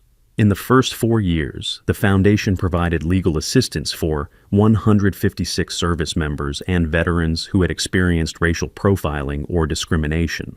Many of these cases resulted in settlements that not only compensated individuals, but forced policy changes at local police departments. The foundation also developed a training program taught by military veterans for police departments on serving diverse communities. The program was adopted by 23 departments in 7 states, bringing perspectives from veterans who had served alongside people of all backgrounds. Veteran instructors explained that if they could trust their lives to teammates regardless of race in combat zones, police officers could certainly treat all citizens with equal respect in their communities. James continued serving as a Navy SEAL, promoted to commanding officer 3 years after the incident. His reputation within the military community, already strong, was further solidified when fellow service members saw how he had transformed personal experience of injustice into systemic change. He became a sought-after spokesperson on racial justice in military and broader communities, speaking at conferences and universities about his experience. He always emphasized his case received attention because he was a Navy SEAL, but that countless others experienced the same treatment without resources to fight back. His goal wasn't to be celebrated as a victim who won, but to use his platform to ensure others had protections that didn't exist when he was profiled. Patricia Williams, the retired teacher who had filmed the incident, became an advocate for witnesses documenting police misconduct. She gave workshops teaching people how to safely film police encounters, what rights they had as witnesses, and how to provide usable evidence. She always told the story of seeing James being stopped and knowing instinctively she needed to document it. Her video, combined with the store's security footage, had provided irrefutable evidence that made accountability possible. She encouraged others to trust their instincts when they saw injustice and to take action rather than just passively watch. Patricia and James remained close friends, occasionally appearing together at events, speaking about the importance of allies taking action. The Whole Foods, where the incident occurred, installed a plaque in the produce section, commemorating what happened there. The plaque didn't celebrate the confrontation, but served as a reminder that change often comes from ordinary people refusing to accept injustice. Sandra Chen, the manager who had intervened, was promoted within the company in part because of how she handled the situation. Her willingness to stand up for a customer against a police officer, provide video evidence, and testify in the lawsuit demonstrated the kind of integrity the company valued. Carlos Rodriguez, the security supervisor, was invited to develop training programs for other Whole Foods locations on recognizing and responding to potential racial profiling in their stores. The broader impact of James' case extended far beyond San Diego. The case became one of the most cited in discussions about racial profiling and law enforcement reform. It was taught in police academies as an example of why bias training mattered. It was cited in lawsuits in other states where citizens experienced similar treatment. It influenced legislation in multiple jurisdictions, creating data collection requirements and independent oversight offices. And it provided hope to countless people of color who had been racially profiled that accountability was possible, that evidence mattered, and that the system could be forced to change when injustice was documented and confronted. 10 years after the incident, James reflected in an interview he would never wish to relive that Saturday afternoon. The humiliation of being frisked in a crowded supermarket, treated like a criminal for shopping for groceries, questioned about belonging in the country for which he had risked his life, left scars. But he transformed that trauma into purpose, used his platform and resources to create change that would protect others, demonstrated that accountability was possible when evidence was documented and victims refused to stay silent, proved that systemic change could be achieved when individuals demanded more than just apologies or financial settlements, when they insisted on the policy reforms that would address root causes of discrimination. His story wasn't just about a Navy, SEAL, being racially profiled. It was about transforming personal injustice into justice for entire communities. about refusing to accept that this is how things are and insisting they could be better. Sometimes justice prevails, and when it prevails, it should be documented, celebrated, and used as foundation to ensure it prevails more often for more people. Accountability is a shared responsibility, and facts are your ultimate protection. We appreciate your time and commitment to verifiable truth.